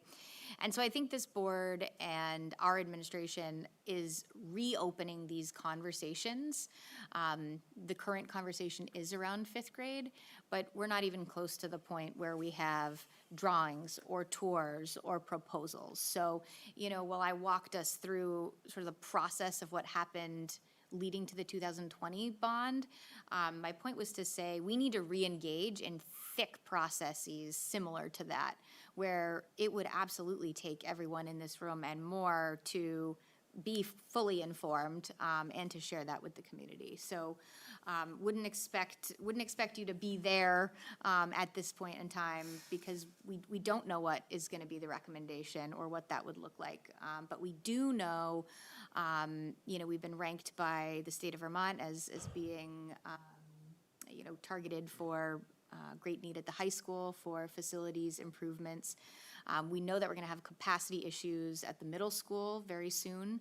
And we know that we've, just put a Band-Aid on the elementary issues. So, I do think the community has awareness that our facilities need attention.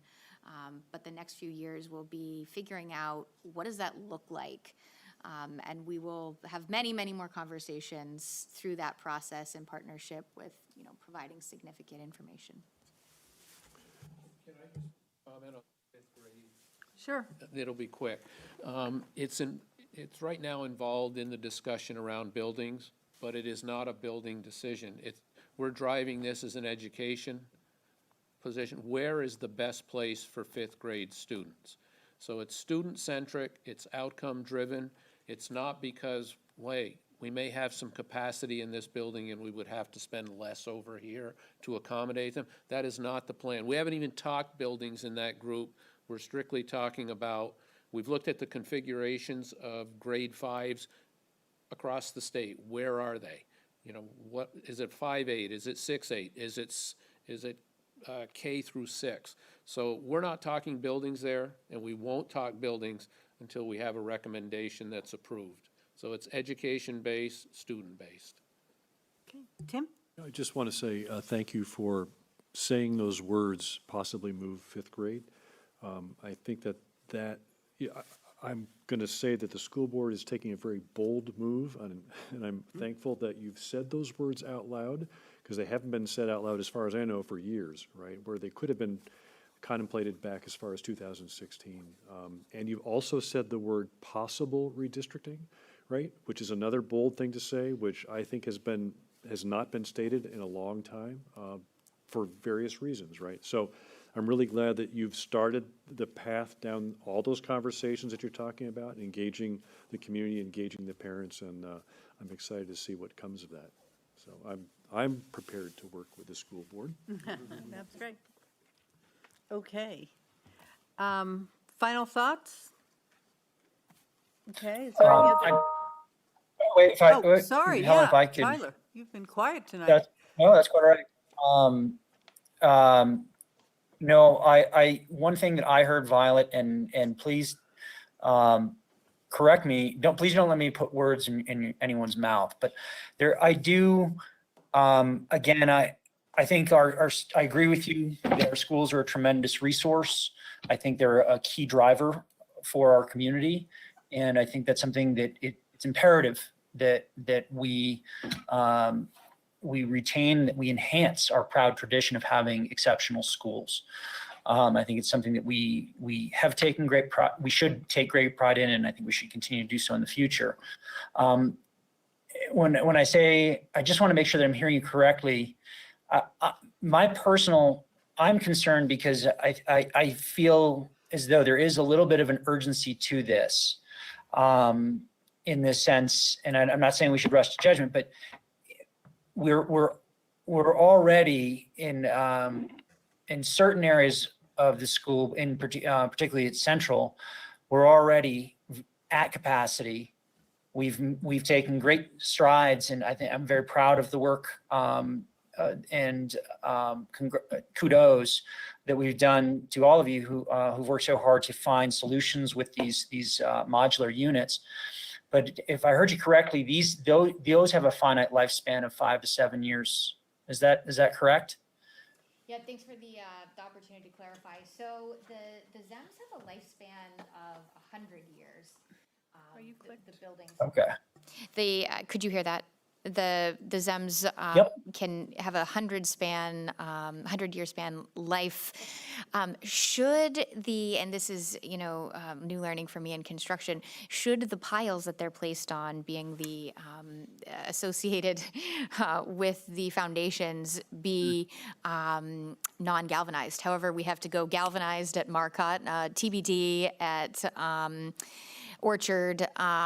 So we're looking at about 85 years likely for these ZEMS. They're movable, so we could use the ZEMS for staging if necessary to support middle and or high school transitions. We do need to keep them in place for a minimum of 5 years at Marcotte and Orchard to recoup the 91% of impact fees associated with those projects.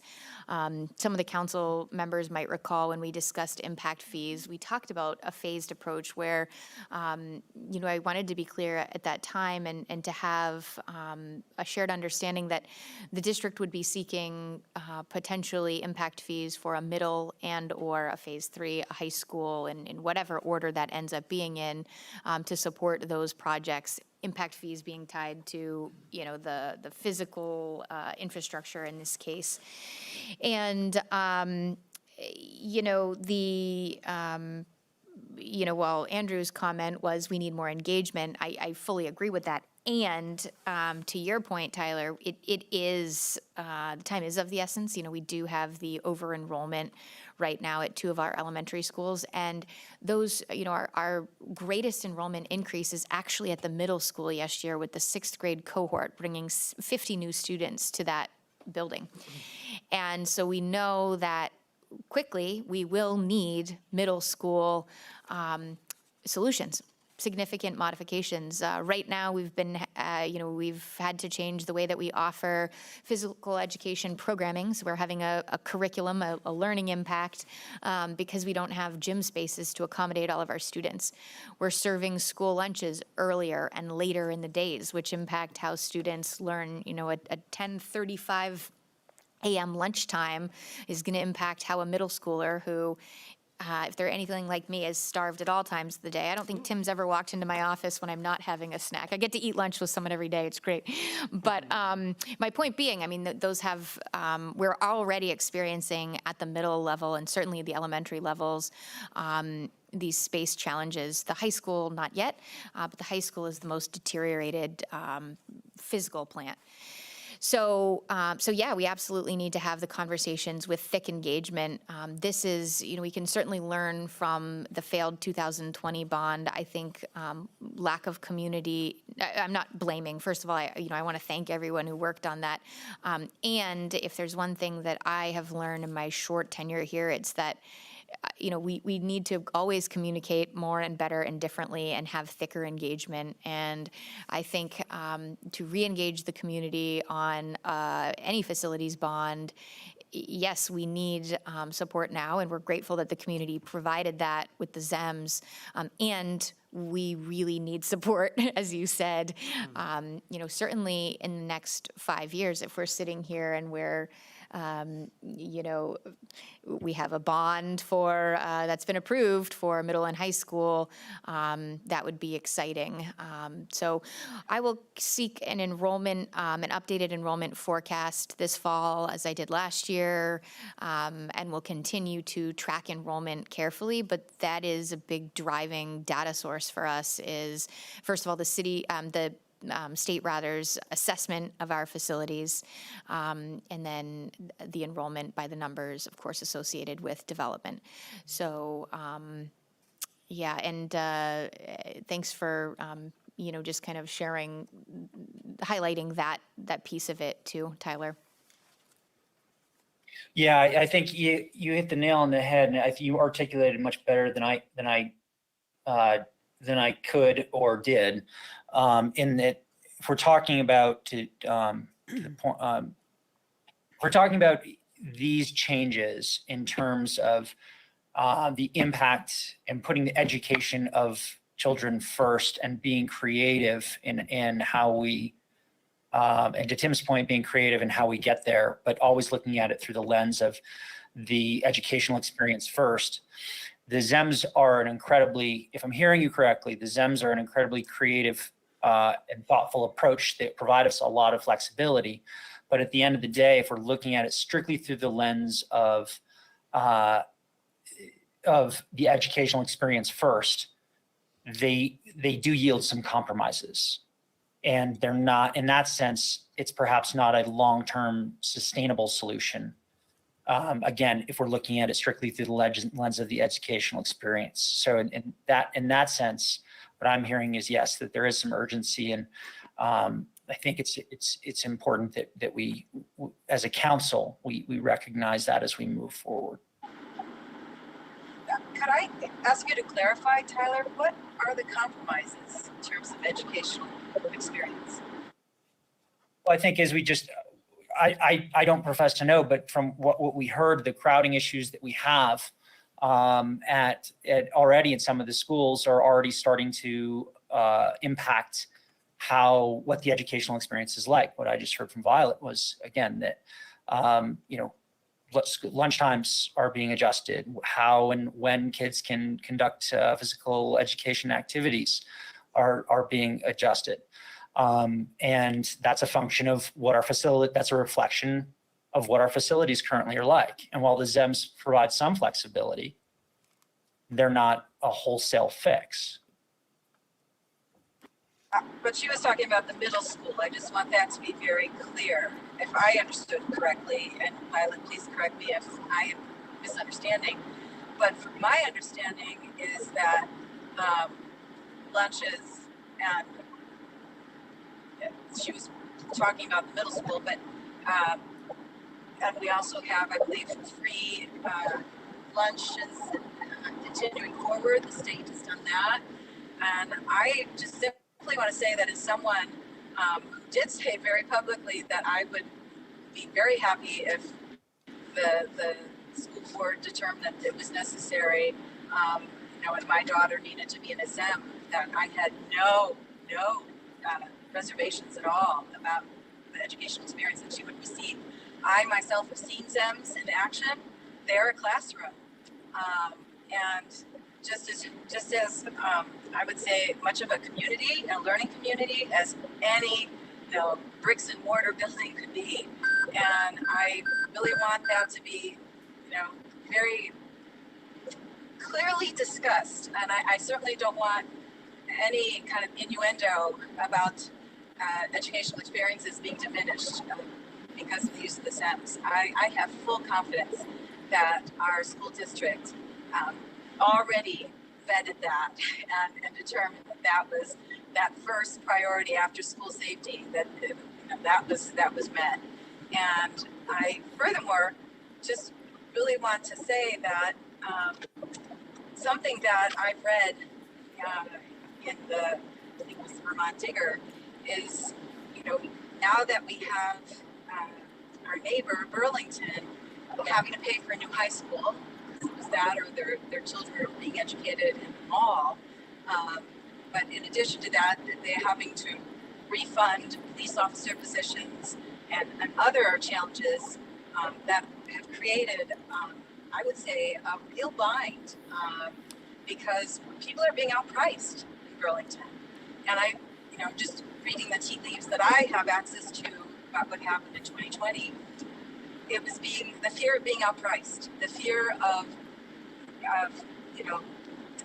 maintaining one of our core values as a community, which is making this a place where everyone can afford to live. And we're still working towards that goal. It's not something that I would say we've attained yet.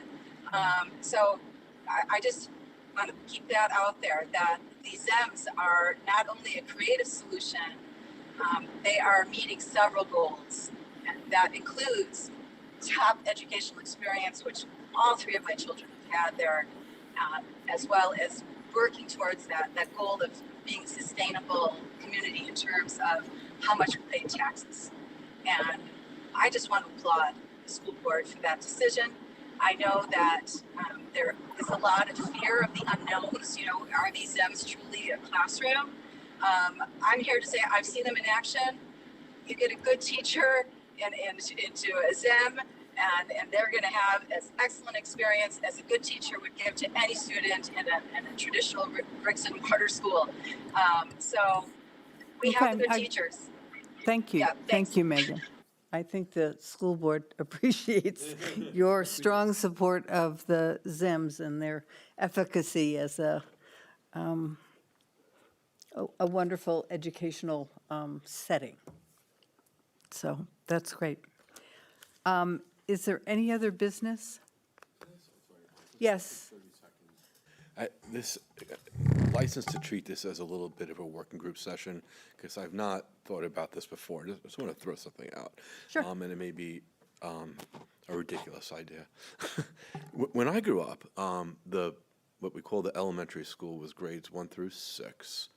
The junior high was, well, it was kindergarten, was 7 through 9, and the high school was 10, 11, 12.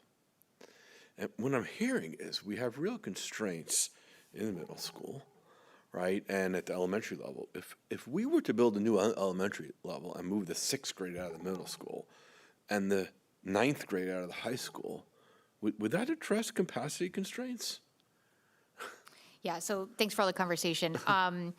Though that exact conversation, that configuration and many other were discussed leading up to the 2020 bond vote, we certainly, want to reopen those with the community and absolutely the council to share what that looked like and the drawbacks or the pros and cons of all of these models.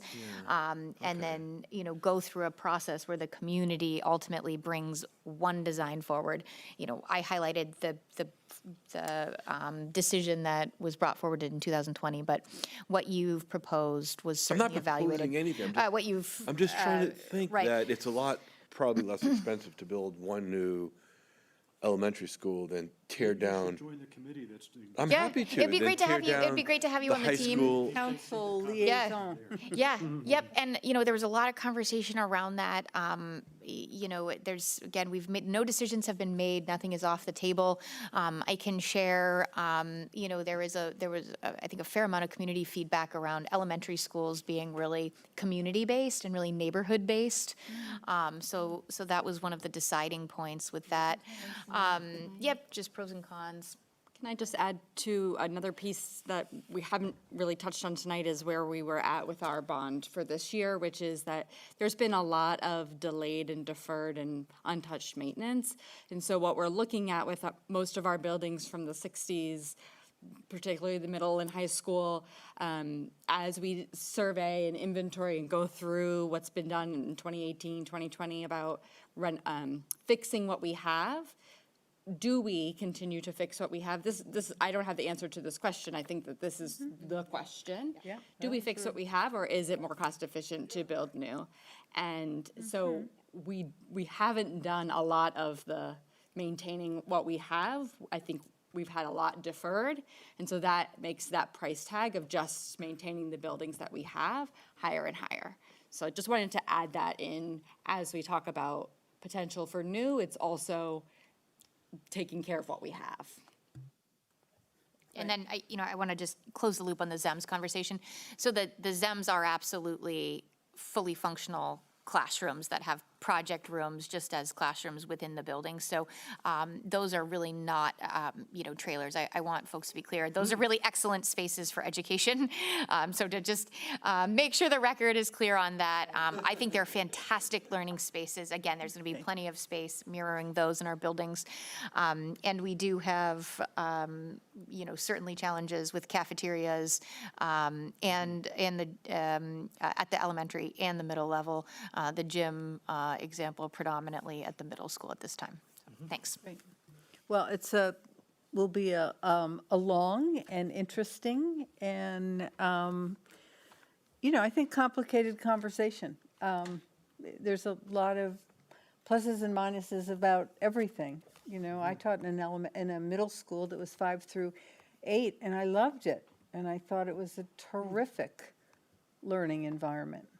So, but that goes back a ways, so maybe it's out of sync now to have that. But anyway, it's a conversation that the community needs to have and certainly will. And I'm glad you're embarking on sort of being, in some ways, courageous enough to bring up issues that had been discussed and shot down, I guess, a while ago, because times change or people change, and I think they all need to be part of the mix. And so I think it's important that we continue to really communicate as well as we can as the elected city leaders for, what's really important for our community.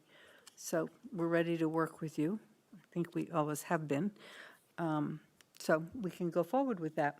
And I don't want to forget still having some kind of dinner, so we'll work on that in late August or September or something. Food, yes, I can always get Tim involved. So if there's no other business, I think we have set another steering committee date, have we not? No? Should we now, or should we wait and have the dinner and then figure it out?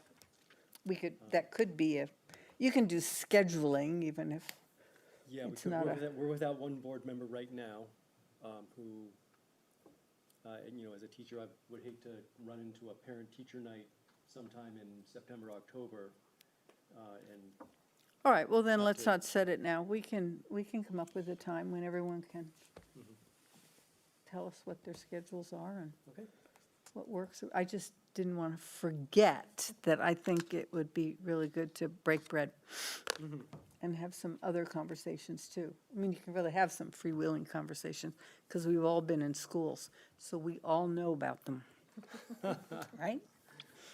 that's what everybody says. Yeah. And it's true, it's true. Yeah, well, we all have our own experiences. Okay, so if there's no other business, I would entertain a motion to adjourn. Moved. And a second? Second. And all in favor? Aye. Thank you very much. Thank you, Helen.